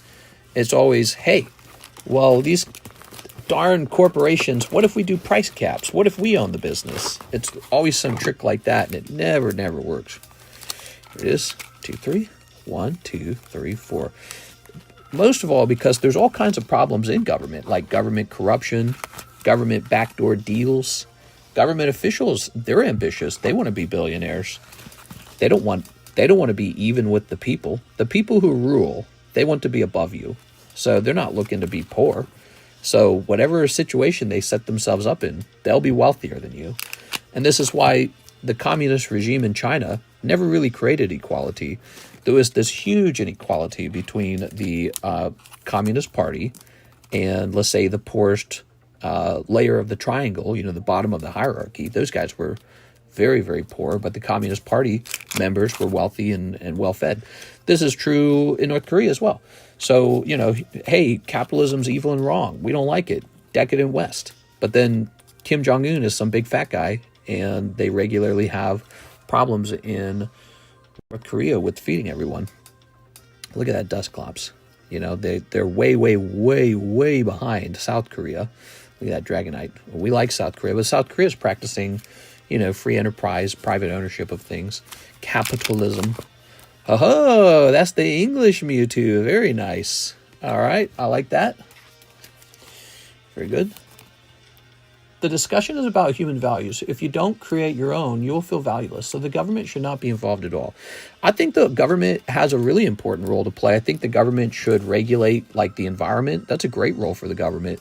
I think the government should collect taxes and work on sort of like big societal goods, like big ideas, you know what I mean? Like the military is one. You have to have a military. You have to have roads. Those are some big ones. You could argue that maybe healthcare should be in there. Maybe healthcare should not be privatized. But there's a lot of people who think that privatized healthcare is just, once again, similar to the grocery store example. It's better to let people pursue their interests as doctors and researchers and corporate healthcare owners, whatever it is. Some people believe that's the best method. We are. Ooh, look at that. But the government certainly should be doing things like roads and military. That's nobody even argues that. So I would say in your Raw Shuffles, your main pulls appear to be this Master Ball, Dusclops, and this English Mewtwo. You got a couple other cards here, but I would say overall you had a cold round. I think the Mewtwo pack was an actual hit pack. So you had 3 cold packs and 1 hit pack. There. So in other words, that's an unlucky round. You could have had a lucky round, but that one was an unlucky round. Not terribly unlucky. Mr. Oscar, let's grab your bag. All right. Saw the Mewtwo get pulled earlier and was hoping for one, so that works for me. Hey, there you go. Glad to see that. People aren't allowed to film in the streets of North Korea. Yeah, and when there's a rule like that, you have to assume it's because whatever they might record, it's going to look bad, right? Like, they don't want you to see their poopy underwear or whatever, right? That's most likely what it is. It's not a good sign. They're not telling you not to record because their streets are too fabulous, their cars are too expensive, and they have too many beautiful shopping malls full of wealthy people. They're not telling you not to record for that reason, right? Like, think of UAE. There's videos of that everywhere. They love it because they got so much to show off. Typically, when you're telling people they can't record, it's because you have something to hide. And I think that's really sad. It's really sad to me that the South and the North are divided by political ideology. It's a great example of politics actually dividing people.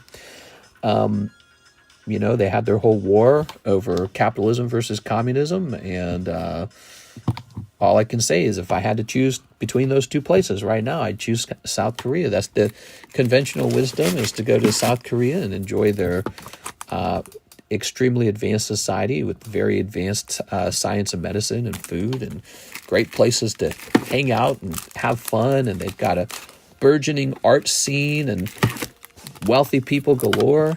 Often wealthy people are a sign of a successful society, not a troubled society. We are. But people feel that inequality and they don't like it. It's probably part of our original sort of like primate brains. Did I say primate? Primate brains to not like that inequality. So it's hard to get over it. It's hard to be around somebody much wealthier than you and be like, oh, this is fine. You know what I mean? It probably drives you nuts a little bit. All right, we're on to Sarah Dusenberry. All right, here we go. 3 Hello Kitty Metazoos. Yes, ma'am. You got it. What do you guys think?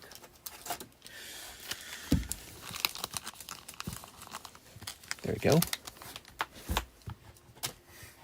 1 English OP5. English OP5. All right.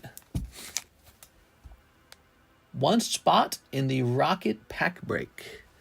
The Rocket. Oh, yeah. We have a new vintage Rocket Pack Break running. I forgot that. I enjoy these Charlie Brown packs. Me too. As long as you are not doing stuff like Vitaly or Johnny Somali. People aren't allowed to film in the streets. I bet Kim Jong-un would make an awesome black metal singer. I don't know what you're saying, dude. Sarah Dusenberry. I think whenever a society invents a lot of wealth successfully with capitalism, which is, for the most part, I think that capitalism becomes a way for people to express their level of skill. I think that's a great deal of what it is, just an expression of your skill. And so your skill level is presented by what career you get into and how far you go, and then whatever valuable career you've chosen, there's 3 people in the Team Rocket Break. First, the unlimited vintage Team Rocket Break. Your career will decide how far you go, how much you make.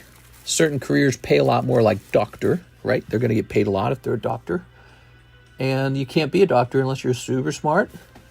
And that's why they get paid so much. So I think capitalism kind of allows that. It allows you to have a great skill that you work hard on. And that gets expressed by really good pay. And then a big wealth gap appears, especially over time. If you got one guy working as a doctor for 50 years and another guy's working as maybe like a cart pusher at Walmart for 50 years, over a really long period of time, that their wealth gap explodes. Huge, huge difference. Then the doctor, he saved up all this money. He was in the stock market all those years. He gives it to his son and says, you should be a doctor. And maybe his son does that. Maybe having a doctor as a father inspires you to get into the medical field. He gets paid really well, too. He's loving his job. And he's inherited a couple $1 million, too. So he becomes like a 10 millionaire, right? He's got $10 million. And people see this and they go, holy, I can't even afford to get an x-ray of my heart. And you got $10 million and your dad flies around to Jamaica and da-da-da-da. How can this be okay? That's what happens. And the response to that is always some people ask for the communism. Some people ask for the redistribution. They go, all right, well, we have to have this redistribution, which we do kind of already have in our society. We have something called a progressive tax rate. That's where if you make more money, you pay a higher burden of taxes. But people say the burden is not high enough. It needs to be higher. And so that's where the discussion is right now on how to run a society best. Okay, Sarah Dusenberry, you ready? I thought everyone here has their real name. I listened to Kim Jong-un's voice. Tell me it won't make a great metal singer. I have no clue. All right, here we go. There's your boring Cardconomist conversation about the subject of wealth divide, capitalism, and maybe these naturally occurring problems. I actually, when I talk to Karis about this subject, because we talk about these subjects from time to time, when I talk to Karis about it, I've come to this sort of acceptance or realization. I think communism is almost like a naturally occurring reaction to success. It happens, it's like it's going to happen. You're going to have a group of people looking at one guy, maybe it's like Donald Trump or something, and he's made a whole bunch of money, and it just drives you crazy because it's like you have needs, you need food, you need shelter, you need medicine, you need a vehicle, you want a fulfilling life, a fulfilling job, and you need all those things. And there's this guy who has it all figured out. He's got all this great stuff. And you feel that and you say, you know what? I think that person needs to have all their money taken away. And then a guy like Bernie Sanders stands up and says, yeah, let's do that. Look at that. So I felt kind of dizzy this morning when I woke up. Oh, I like this one. Look at this. He's got a heart and it's all shot up. That one's really good. Look at this, guys. He's smiling. His plane's been shot up. And his heart's been shot up. That's fantastic. Here's what a lovely, generous thought. Here, I bought you a new book. I can see clear over to the next yard. How did you do on the test, sir? Strange girl. I'll have to keep an eye on her. Sounds like she could be giving away our troops' movements. I admit, I'm crazed with jealousy. What? How can I help being jealous knowing Chuck and Marcy are at camp together while I'm in summer school? What? What happened to Spring? I should have told her to go jump in the lake. Oh, man, that's a whole long one. And then sniff, sniff, sniff. But look, this one has some issue with it. It's got some ink issue. I consume maybe 1,500 calories. I'm on a calorie cut diet. I want to lose a little weight, and I'm doing pretty good. Today I had frosted mini wheats for breakfast, but I don't do milk, and I do one serving of that, and I think it's like 250 calories. So I had like 25 of those little biscuits. And then for lunch, I had, it was turkey breast with rice. Super boring. That's all it was. Turkey breast with a cup of rice. And then for dinner, no meat. I had 3 potatoes baked in the oven. That's it. No cheese, no sour cream. Super boring. And after this stream, I'll have no food. So today is a good day for that. And if I could just eat like that all the time, it'd be easy. We superstars sign a lot of autographs. My gosh. Here we are. I like Frosted Mini Wheats. That's my favorite. Frosted Mini Wheats kind of fills this sort of like donut category for me. That's my donut. But it's a donut with fiber in it. And I don't do the milk. because the milk is sort of, oops, whoa. If you add milk to it, that's a ton of calories. Milk is a ton of calories. What is this hat? It's going to be Woodstock under the hat, isn't it? No? Rats, he made me lose my hat. Mr. Attorney, do you mind if I ask you about your malpractice insurance? We are. Here's my finger, my hand, my arm. You missed the ball, you blockhead. You kicked my finger. You kicked my hand. Oh, I've never seen that before. She always pulls she always pulls the football away, and she didn't that time, and he kicked her. Huh, I've never seen that. Wow.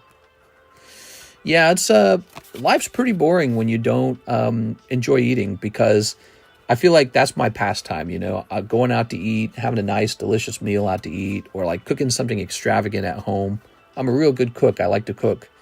And that's not a good skill if you want to be skinny. So, excuse me. I just ate a large McDonald's. I think it was $1,400. That's just one meal. Yes, we had McDonald's the other day, and I asked ChatGPT for some advice on how to eat McDonald's and stick to sort of like my calorie goal.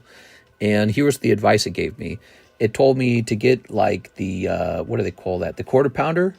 So it told me to get the double quarter pounder and remove everything and just eat 2 beef patties. And I was like, oh, that actually makes a ton of sense. Because if you want to eat like calorie deficit food, it's typically like this. You have a portion of meat, just plain meat, and then you have a portion of rice, and that's it. And so that's what your meals look like when you're on a cut, you're trying to lose a little weight. And so I was like, I never thought of that. You could just eat the beef patty with nothing on it, and then you're done. You've had your meat. So I did that. I got the McDonald's. Oh yeah, these are going in. I got the McDonald's quarter pounder, double quarter pounder, and it wasn't so bad. Yes, I think Carrots had more fun though. She got like a full McDonald's meal. There you go. It's pretty boring when you take all the crap off. Yes. I found out if you get the sugar-free ketchup is a really low calorie. Did you know that? So yeah, so like tonight, I told you I ate three potatoes. What I did was I diced them up into French fries, and then I baked them in the oven. You can just bake them instead of deep frying them. So I just baked them in the oven, and when they came out later, I just dipped them in no sugar added ketchup. And so I had 3 potatoes with a little bit of no sugar ketchup, and that's considered a very low calorie meal. Yeah, so there you go. 3 potatoes, pretty dang boring. There you go. And if I eat nothing else tonight, then today's a success. What are these? We already opened these? Oh no, we haven't opened these. Sarah Dusenberry. They look kind of like the Raw Shuffle packs. All right, you ready, Sarah? You've got one Guerrière. Ketchup is just sugar, tomato paste, and vinegar. They put vinegar in it? I didn't know that part. We are. And yeah, so try the no sugar ketchup, because really the taste is not much different. I didn't really even notice that it was different. So it kind of surprised me, because regular ketchup's a really high calorie food. And the no sugar ketchup is not a really high calorie food. So you can just enjoy some baked potato fries and no sugar ketchup. And by the way, if you're going to do baked French fries, do not buy it from the store. If you check the ones from the store, they're just full of garbage. They put all these preservatives and garbage in them. They put oil on them, actually. Did you know that? So when I bake mine in the oven, I have an avocado oil spray, and I do one very fast, super thin layer of spray. I just one side. I don't spray all 4 sides, you know. So I go like that, and then I just sprinkle some salt on them. And then I bake those, and, you know, I've done research on it, and that's a really good way to eat a potato, is to not really dip them in olive oil, and, you know, like, okay, you need 1/4 cup of olive oil for 3 potatoes. Nothing like that. Don't soak them in oil. That's the whole idea, because you do that when you deep fry them. When you deep fry them, you do the same problem. It's too much oil. So I do like a really thin layer of oil, just one puff out of the avocado oil spray can, right? And then some salt on them, and I bake that for 400 degrees for like, let's say like 50 minutes. I think it depends on how cooked you want them to be. Here we are, Miss Sarah. I should make a channel of all the meals I've discovered are decent and low calorie. So, we started a fresh bag for you. I remember. What's tofu? Tofu is a really interesting food they eat in Asia. It's basically, it's like a protein liquid that they squeezed out of beans. Yeah, they squeeze it out of beans. So they take a whole bunch of beans. They don't eat the beans, but they squash them, and this water comes out of them. This liquid comes out. Then they take that liquid, and they do a process with them where they turn that into like a solid piece of food, kind of like cheese. So I don't know if there's like a coagulant, which is a chemical for processing food. That's what they use with cheese, by the way. So if you've ever eaten cheese, there's a reason why it's no longer liquid milk. They put something called a coagulant in it and a couple other ingredients too, like salt and I can't remember the name. There's a couple things they put in cheese. There's like 3 main things. The coagulant is one of them. And so it's kind of like Jell-O. It starts out as a liquid, but it turns into a solid. And the tofu is the same thing, except instead of getting the liquid from milk, they got the liquid from beans. So it's a very high protein food, and I don't eat it very often, but I do enjoy tofu sometimes. It's really nice. Killer tofu. You know what I like? I like the miso soup. So occasionally we'll get some fresh miso, and it'll be like a miso vegetable soup. Or maybe we'll do like a sausage miso soup. And yeah, we'll make that on a rare occasion. We don't eat it too often, though, because it's very high sodium. All right. Big fan of soups. But soups, you got to be careful with soups. Soups got a lot of salt in them. Okay. So now we got Mr. Alex. Alex sent exactly $9. I thought you were ordering shipping, Alex. 1 Japanese, 151. You got it, Mr. Alex. Let's see what we got. Let's see, 151.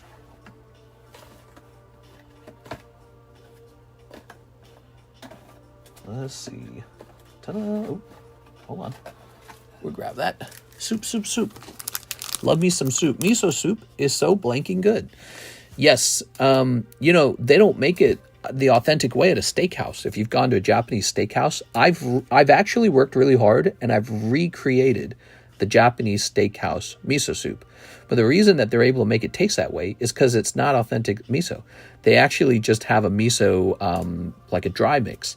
And so what I did for a while was I ordered every single miso packet you could find online, just the dry powder, and tested each one of them out. And yeah, you can get some of the packets actually taste just like the Japanese steakhouse. So they're just making a very, very cheap water and seasoning soup for you. And the little tofu they put in there, it's not even like, it's like a dehydrated tofu. It's gross. So if you want really good miso, you have to get like the authentic miso paste. You're supposed to make this thing called a dashi stock. Now the dashi stock is basically, it's like a kind of fish stock. And you can either make it authentic by boiling certain dried fish with like kelp seaweed, which I've done that. It's a lot of work. Or you can use a dashi powder packet as well. So there's all kinds of different ways to make the same soup. Here we are. But I personally found, you know, while the steakhouse soup is really good in its own way, it's sort of like this super salty broth. Just, you know, like, it's really good on your palate just before you have whatever they're going to cook for you, like fried rice and steak or something, right? So it's got this really strong, really memorable, super salty flavor just before you have your steak. Or you could have like authentic miso, and that one, the authentic miso, is almost like a chicken noodle soup kind of situation, except without chicken. It's like somehow it's like a vegetable soup stock that tastes good. And because miso, the actual miso it's a fermented bean. That's what it is, fermented bean. They love bean in Asia. Beans are good. Mr. Alex, one hollow. Beans are good. Their desserts are made out of beans. Did you know that? That's why they're so thin. Because that's healthy, dude. They're eating, so over here, we will eat like a donut. Over there, they'll eat some sort of bean pastry where it's just like beans mixed with sugar. And, you know, the moment you mix that fiber with the sugar, it's already less impactful than just pure sugar. So, yeah, they love eating beans over there for dessert. It's crazy. And it's not crazy. It's not bad tasting, actually. I've had a couple of the Korean desserts that are like that. They're just bizarre. Like, they almost taste like a dessert, but they don't. They're like missing something. They're missing like this sort of like drug-inducing flavor level of dessert flavor. But yeah, so it's a fascinating thing. Wild Beer says 3 of the OP9 English. Let's give it a shot just for some fun. OP9 English. OP9 English.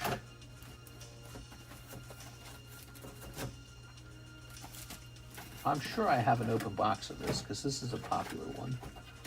Probably just buried. There's the PRB1 English. There's a Topps Chrome.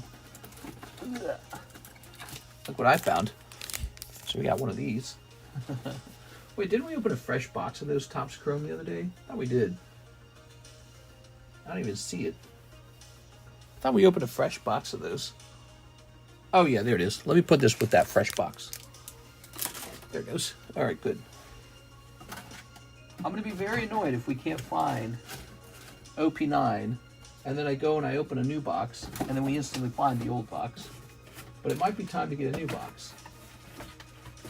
It's looking like it is. So, a new box of OP9. I'll be right back.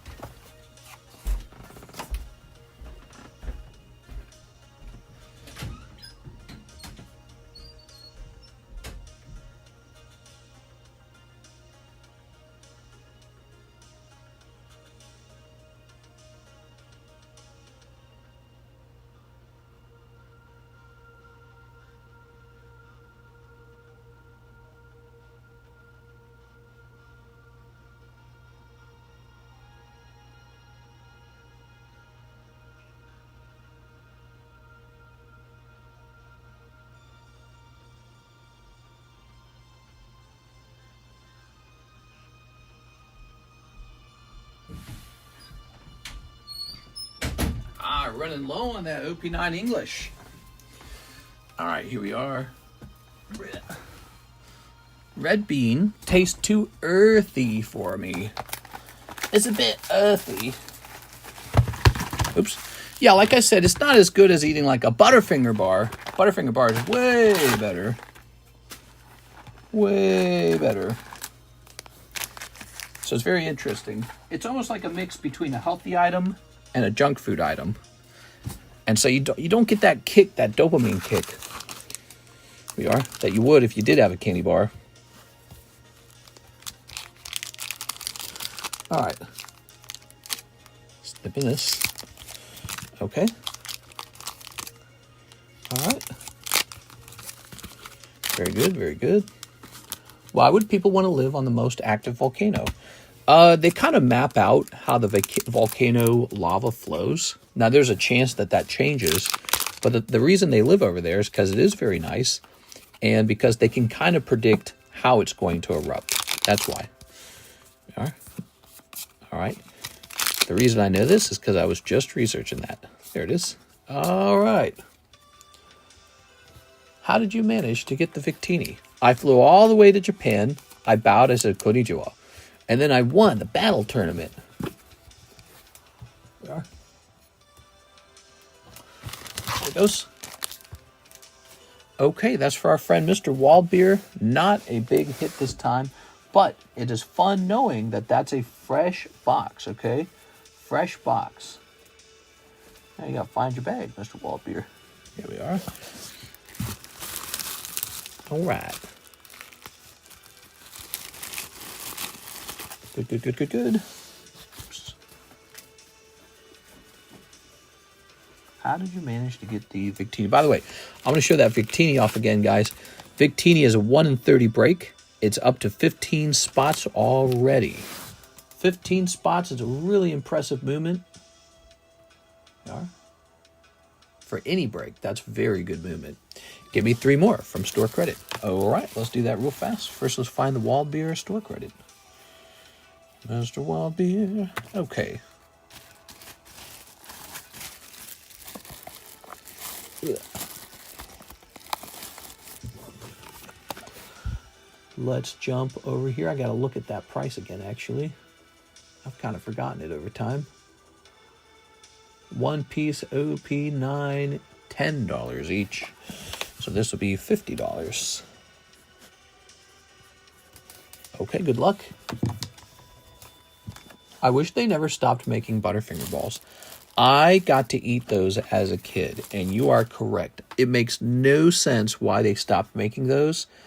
Basically, they're like the Whoppers, right? The malt balls, Whoppers, and except it was Butterfingers rather than Whoppers. And I think there was like a better chocolate to Butterfinger filling ratio with the Butterfinger BBs than the actual Butterfinger bar, you know, because of the nature of the, you know.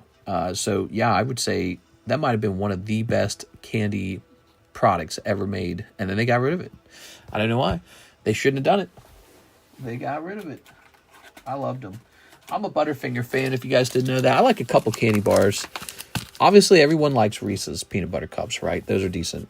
By the way, don't go out and buy candy just because we're talking about it. It's bad for you. I'm not eating any candy, okay? But anyways, so Reese's peanut butter cups, I think it's sort of like won over time, right? Reese's peanut butter beat all the other ones over time.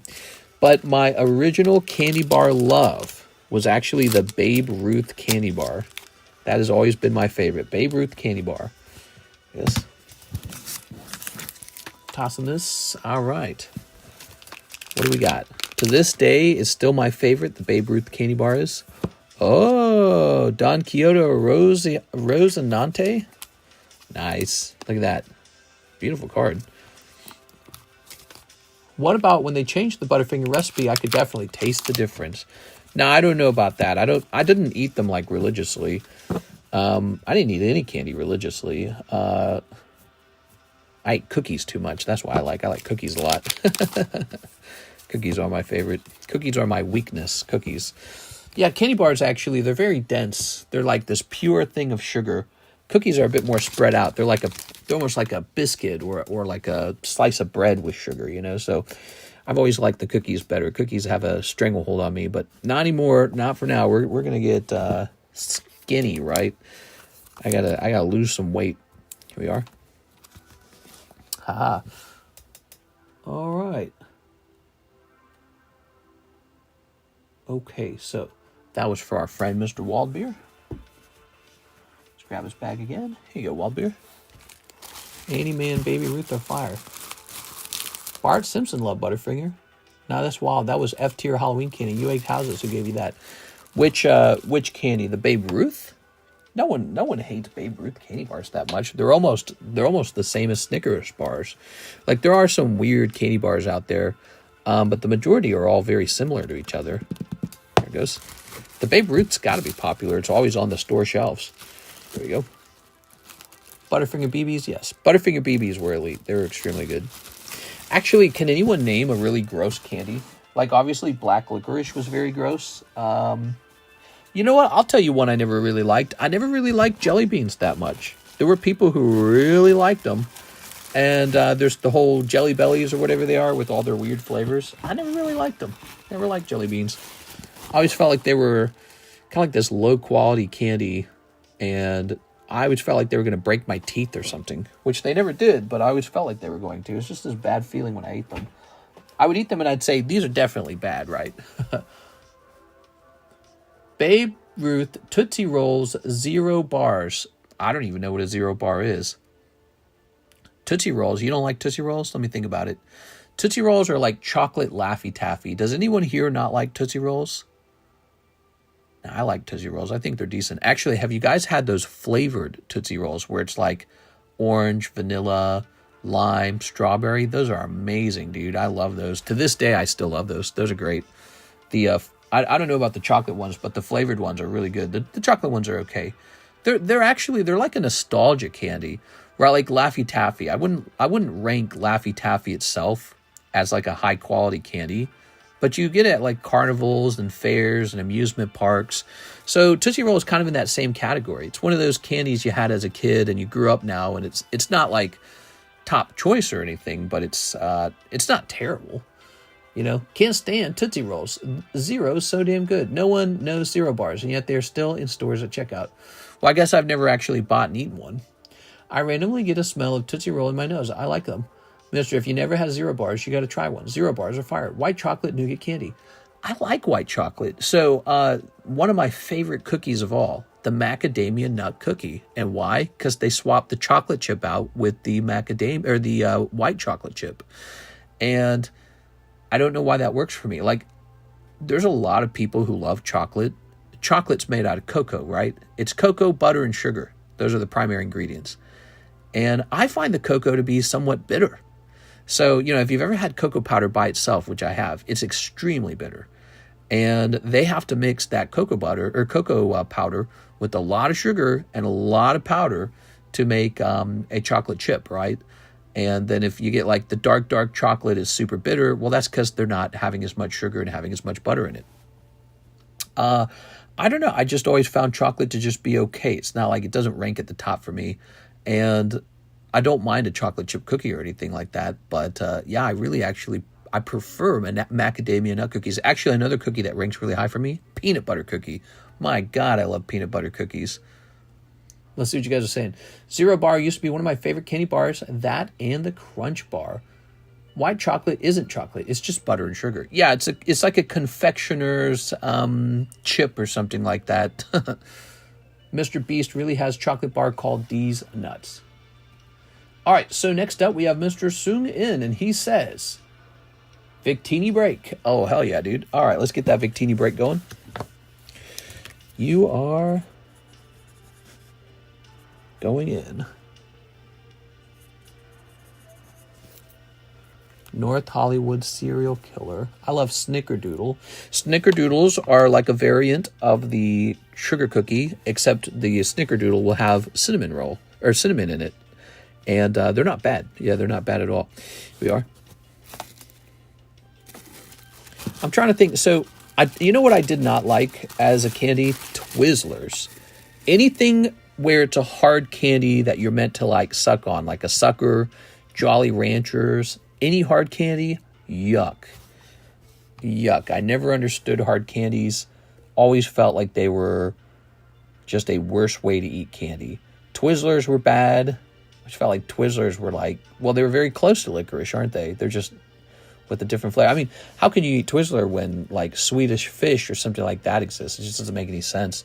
But yeah, those candies in general, the ones that are made out of gelatin, I always felt like those were a bit harder to enjoy. But definitely hard candies are the actual worst. The hard candies are the worst.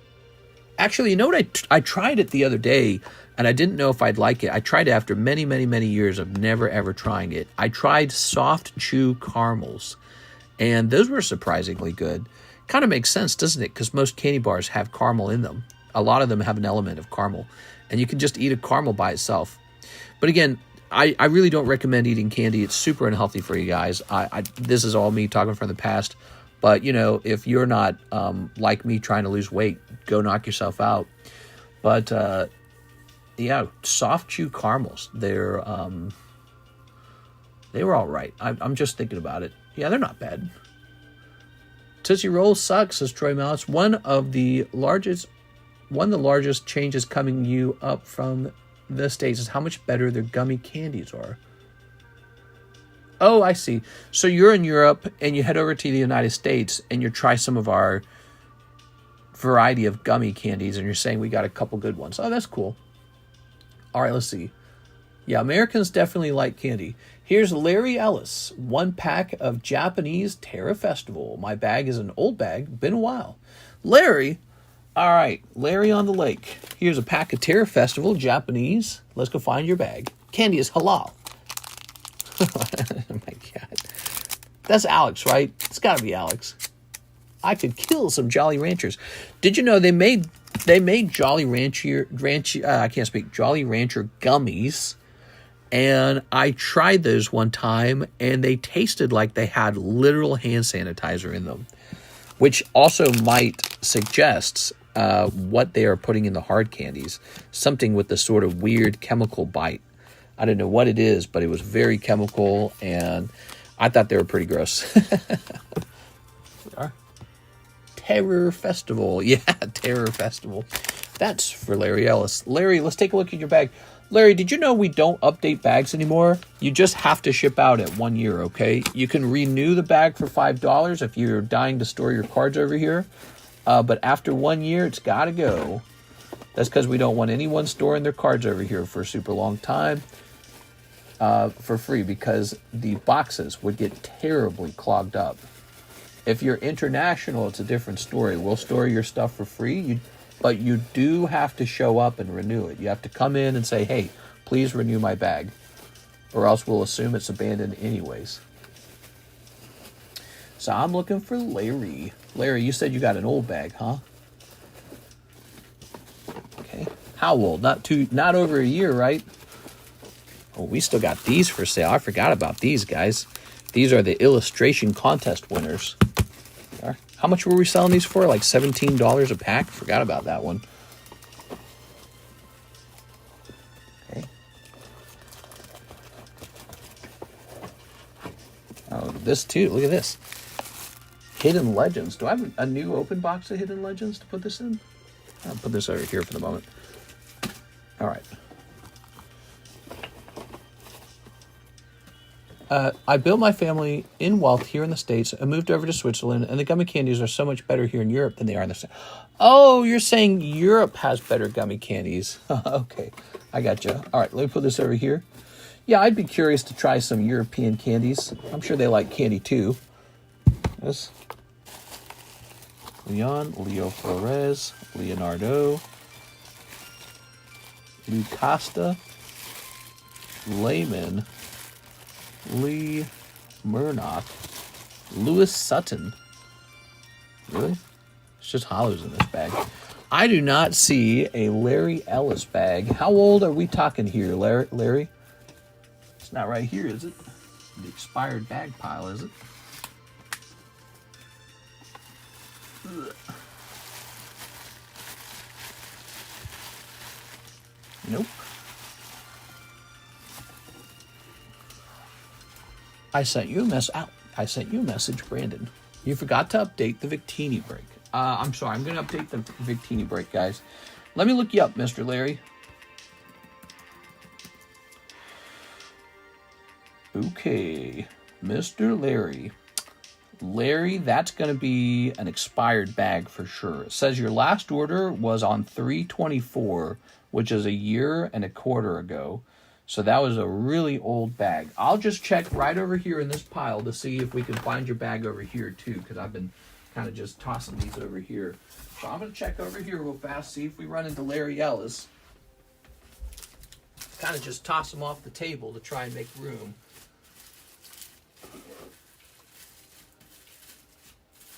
Okay, got some bees. Who's this? There's a Zane. People really do be leaving their bags over here for over a year.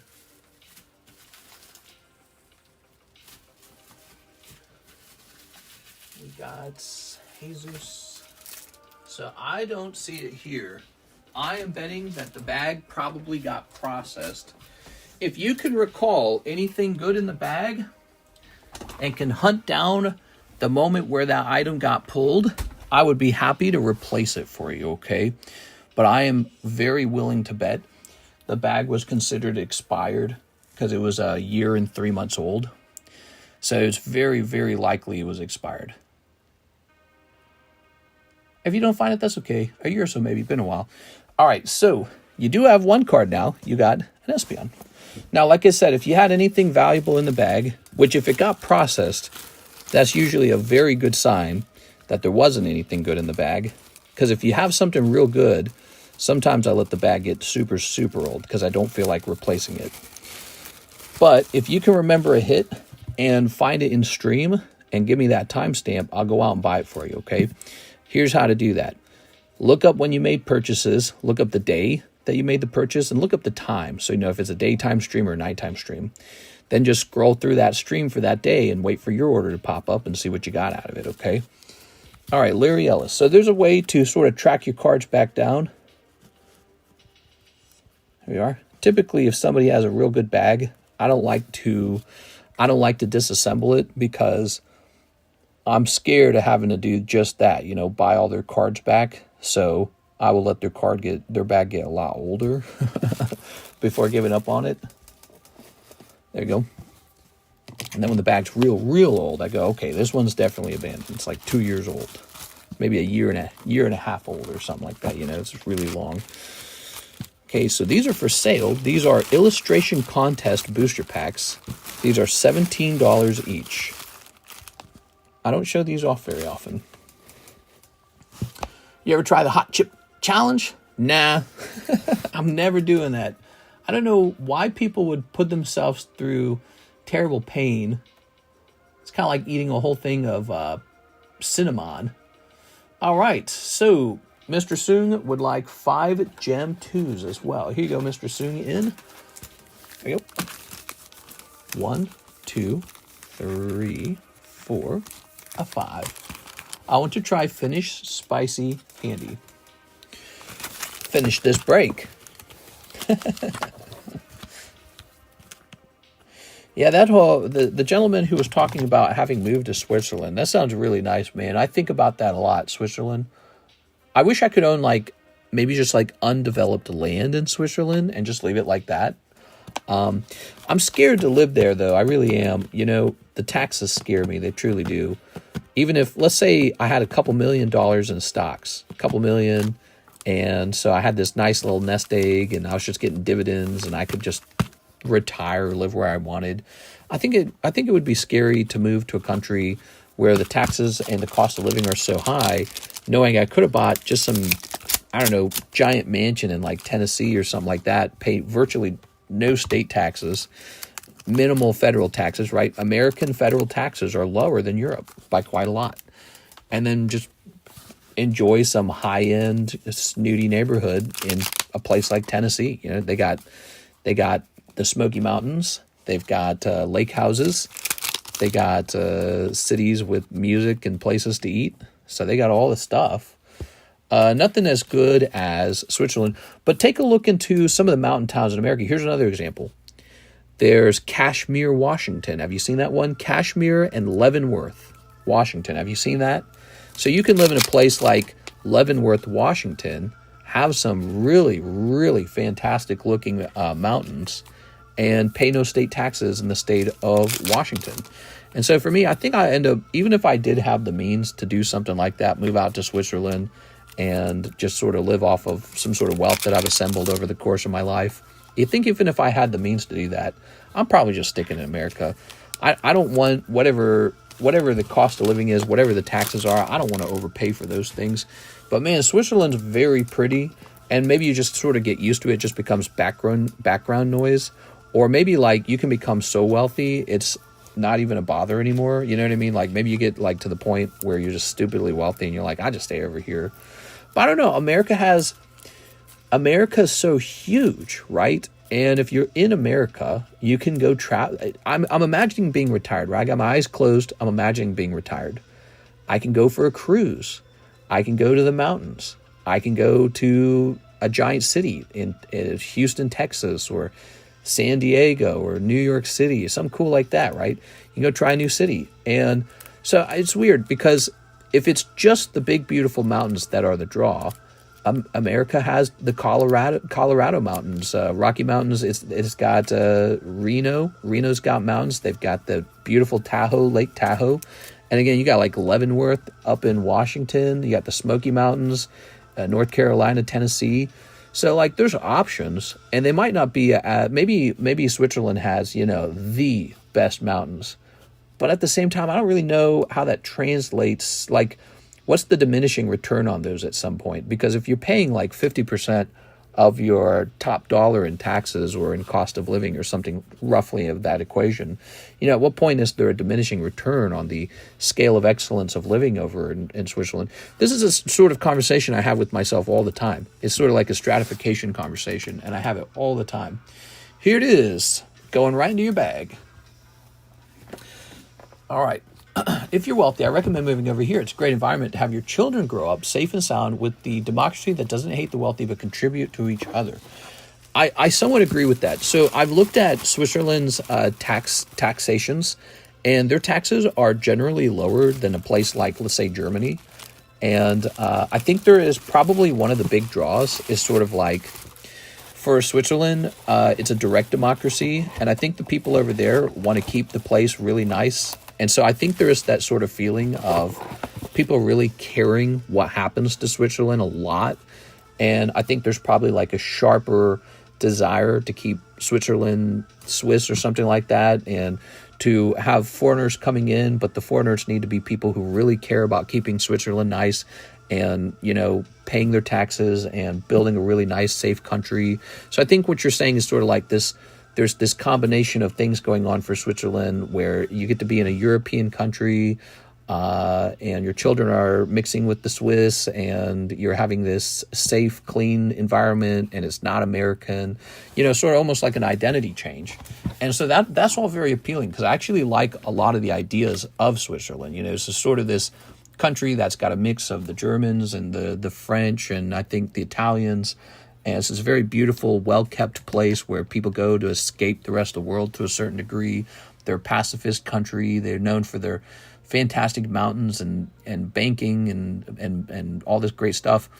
But at the same time, I'm just trying to optimize the money that I'm going to make in my lifetime and to spend it in the most optimal way.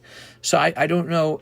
America's got some bad sides, but it's got some really good sides too. You know, there's like, you know, just looking over like Las Vegas, for example, you can go to Las Vegas in the United States. Like, that's freaking cool. You know, there's so many places to go. There's so many things to see and do in the United States. And it's not like the people over here hate extravagance or hate safety or hate cleanliness or hate having a nice place to live.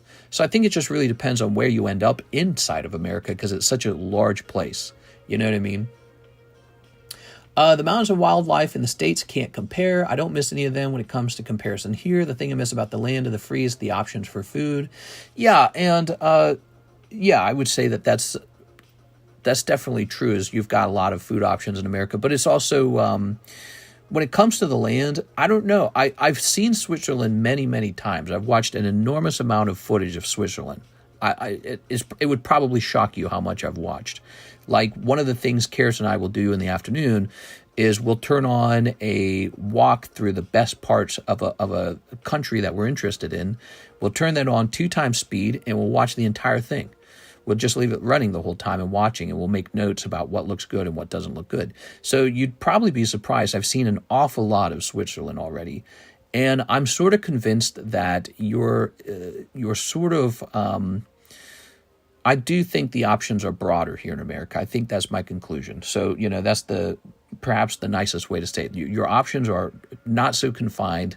You can go to Hawaii. You can go to Naples, Florida. You can go to Houston, Texas. You can go to, like I said, Leavenworth, Washington. If you haven't looked that one up, look that one up.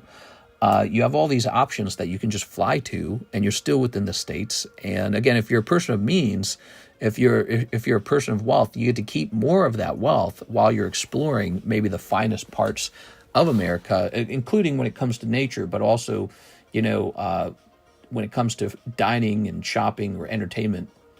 I think that's one of the problems that I perceived with Switzerland, is it actually gave off a conservative vibe that was almost too conservative. Like, you see the mountains and they're very beautiful, giant, big, beautiful mountains. But at the same time, a small part of me says, I wonder if you ever get bored of that. It's the same mountains every single time, you know? Here's Brandon Warder, 1 in the Victini. You got it, Mr. Brandon. Like, I can see the mountains too. It's right here on my TV. You know what I mean? That's a subject Karis and I talk about constantly. You know, like, how long before you get tired of mountains in Colorado? How long before you get tired of mountains in Washington? So we talk about what's the most optimal if you could only have one, mountains or beach. You know, Hawaii's got some mountainous-like structures, volcanoes and all that, but it's also got this pristine beach. You know, same with Florida. Florida's got that year-round warmth, great warmth, right? And it's got the heat. But then they've got like these crystal white beaches, best in the world. And it's like, do I want to give that up to pay way more taxes in Europe? And you think about that for a while, and it really is a choice. It's a difficult one to make. Here it is, Brandon. Ooh, very nice. I'm paying less taxes over here than I would in the States, but it all depends on your situation. To be honest, I miss a lot of family from the States since I only moved my parents over here. 1, 2, 3, 4, 5. Now, wait a second. Wait a second. That was the wrong bag. That was the vintage bag. I'm being silly over here. There we go. The Victini bag. Haha. There it goes. I like being able to sit down and talk to the different AI softwares about how to get like optimal outcomes for things. So like my perspective on human life is you're going to make money from like 18 years old to X years old, maybe like 45, 50, 60. And so you're going to make a range of money in that time period. And that is all the money you're ever going to make. So there's a literal number. I don't know what that number is for each of you. We all have a different number. It'll depend on many different things. But like, so for example, maybe in the entire course of your life, you're going to make $1.25 million, right? Maybe that'll be you. I'm just talking to the random audience. And then a big chunk of that's going to be bills and expenses, cost of living. And then some of the money left over, however much it is, maybe about 200,000 in your whole life, it's going to be for fun. And depending on where you live, that number goes up or down based on the taxation. So, you know, if you live, let's say in Germany right now, that number could look way smaller. You could have like 60,000 left over in Germany. Or if you live in Florida, that number could be really high. Maybe the number is more like 120 left over in Florida. And so how much playing around money do you need? And how does it affect where you want to live? You know, like maybe 60,000 in Germany is better than $120,000 in Florida. See, so there's this sort of equation going on in my mind. How do we make the optimal amount of money in the optimal amount of time and then spend it in the optimal place? So that's the sort of equation that goes on in my mind because I want to, I guess, do fun stuff with my money. I don't even know what I want to do. Probably just more equations like that. Larry Ellis, 1 illustration pack. Hell yeah, dude. Let's get that illustration pack. Here we are. Brandon, he says, what did Brandon say? Mr. It's not me in the break. Oh, I wrote down the wrong Brandon. Brandon Warder. Hey, sorry about that, Brandon Warder. No problem. All right. I was deep in thought and conversation here. I do that sometimes when we're live. I get carried away with a subject that's very interesting to me. Sorry about that. Your names actually are slightly similar, aren't they? And Mr. Brandon Wong is here. There we go. All right. Now, very good. TCC, wrong Brandon. Yeah, you guys have names that are like 60% similar. All right. Maybe later this year, I'll get back into buying. Here we are. Very good, man. Let's see. So the illustration pack comes with this very interesting for alligator, this cute Pikachu that looks like a classic painting, and a Toxtricity made in the style of an EX card. You know what's interesting about the card? I just noticed this. I never noticed it before. That's the rest of his body down there. Huh. So they made the artwork for his body kind of transparent. That's a clever idea. These are the illustration cards, and they're all gradable. And these packs are $17 a pack if you'd like one. Just buy one Victini spot, Brandon. It's better chances to get it than any other means. Well, it's a RNG way to acquire it. Since it's a promo card, it doesn't naturally show up in a booster pack, but we're putting it in a booster pack.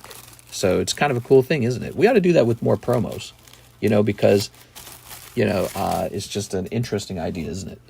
It's an interesting option. All right. Mister is like one of those teachers who deliberately get talking that have nothing to do with what they're teaching. Here's Ekans. Here's Palafin.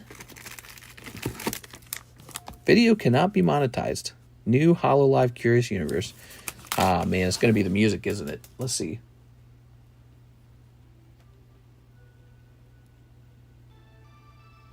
Yep. Because of the music. You know, this soundtrack says no copyright, and they're lying. They're lying. It is copyrighted. All right, so we got to stop using that. Yeah, that's why I don't use the 80s synthwave music anymore, because you use it and it says no copyright guarantee on the title, and then you use it and you get demonetized anyways. So we're going to change it over to Minecraft. It might be too late for this stream already. Minecraft OST. Okay, let's turn on that Minecraft. God, that's annoying, man. I'm so happy I moved out of New York when I did. Did you see the election debate? I did not watch that. I actually really, truly don't know much about this new guy. All I know is conservatives don't like him, and he's getting a lot of talk. That's all I know.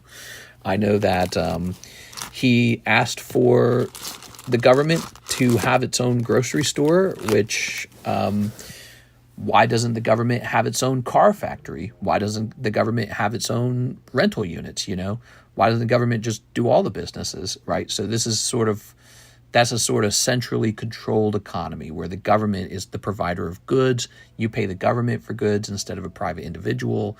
And it just always leads to inefficiencies. It always leads to bureaucracy.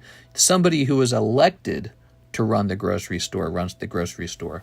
Whereas in a private industry, somebody earns that title because they're the most competitive and skilled at running grocery stores. So this is, again, one of those reasons why government-ran grocery stores is not a terrific idea. But, I think he got voted in by a younger generation that are very socially aware of, like, the things going on in the Middle East. I think they want to see sort of like social progress. Maybe they're not as concerned about the economics, sort of like policies. That might not be what they might not care about his policies as much. It just might just be that it's him. The only one to not bow down and be a leash to Israel. Let's see. Good night, everyone. This time I'm actually going to bed. Have a nice night, Miss Emily. Larry says one more illustration pack. All right, Mr. Larry. So you will find that the illustration packs contain the same illustration cards. Here it is. All right. Ready? I really don't know much about them. I don't live in New York personally, and I think that New Yorkers will elect the guy that they want the most. Here's for Alligator. Lovely. And here's Poopajoo. Very nice. All right, cool. All right, and here's Larry Ellis. New York's not on the list of places that I'm considering moving because I saw the tax rate was much higher. So it would be not optimal to move to New York. You would if you move to New York, it will stunt your ability to build as much wealth as possible before you decide to retire and start spending it. Here's Mark Valerian. Can I get one Breaking Bad pack? All right, you got it. One Breaking Bad pack. Unless they were going to change the taxes, then I might actually be interested.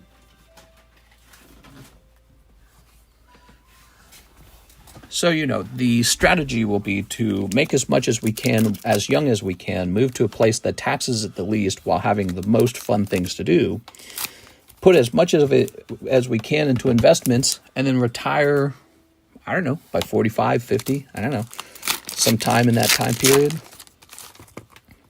Hopefully not die of a heart attack or something like that.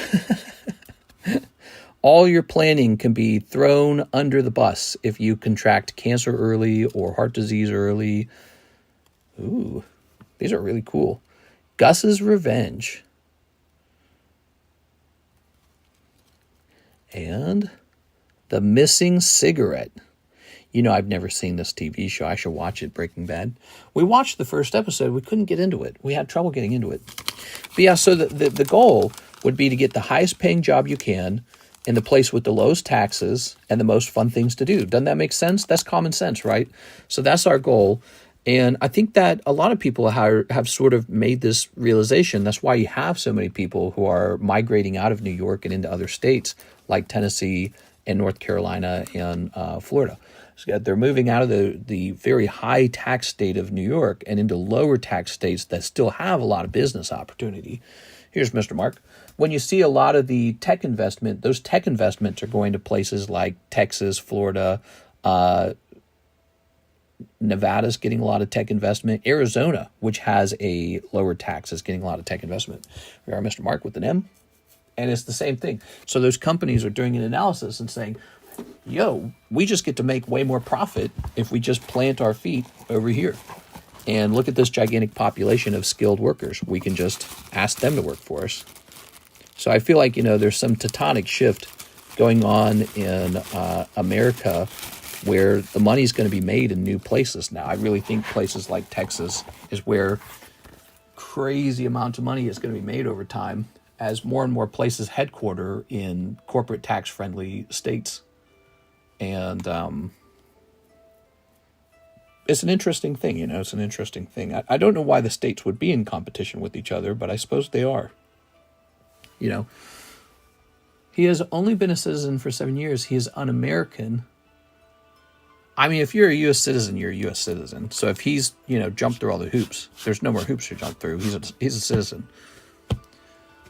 The Missing Cigarette. The first season of Breaking Bad is slow, but it gets better. That Gus guy looks like he could own a fast food restaurant.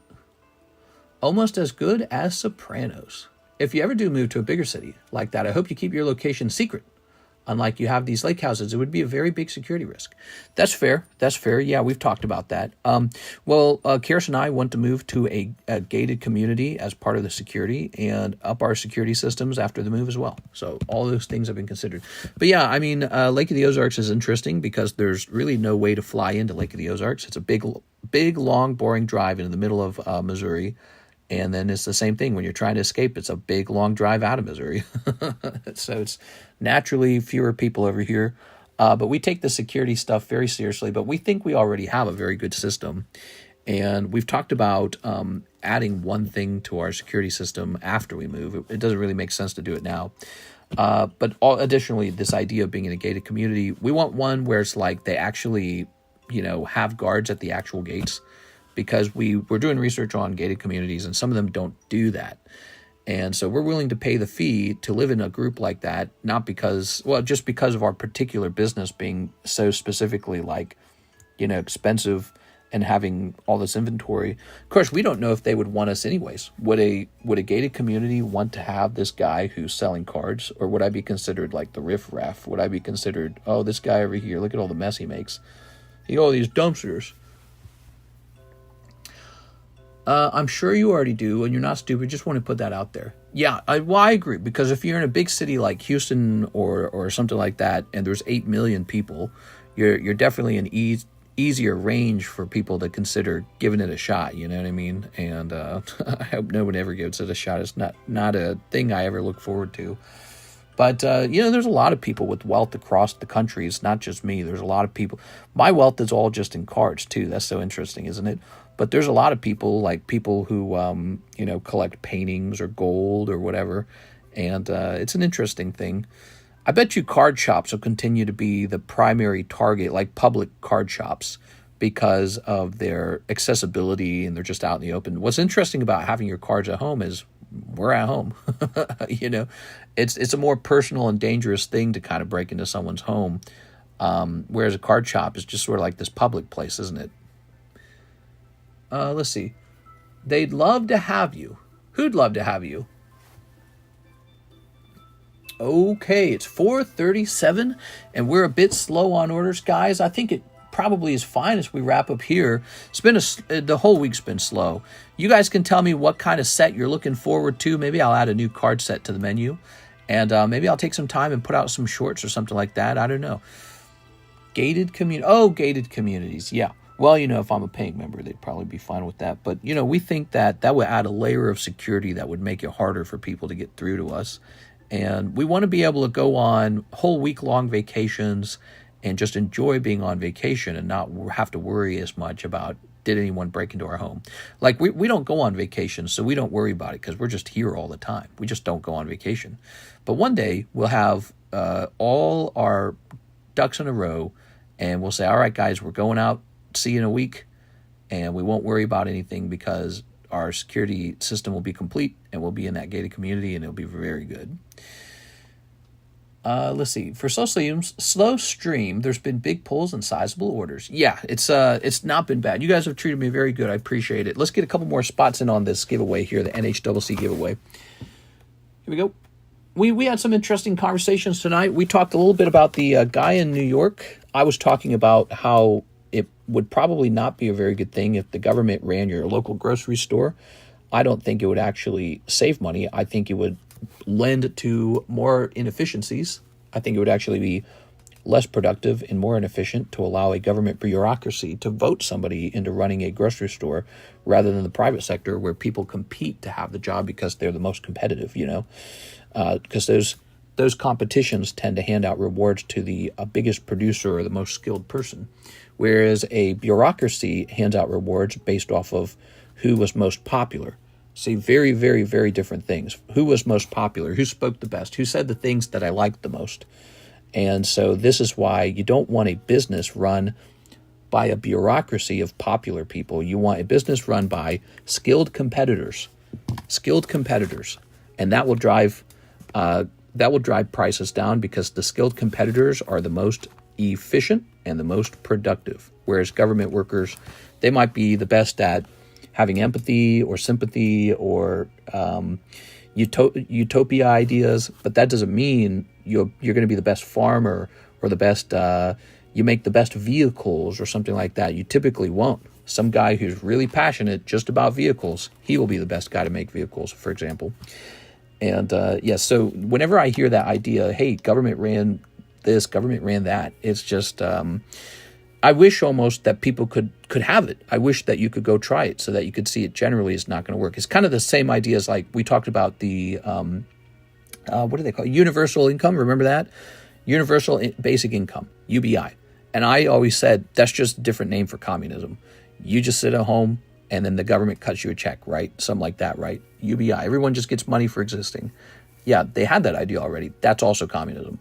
You have to get the money from somewhere. You either print it or you raise taxes, and it fundamentally changes your economy.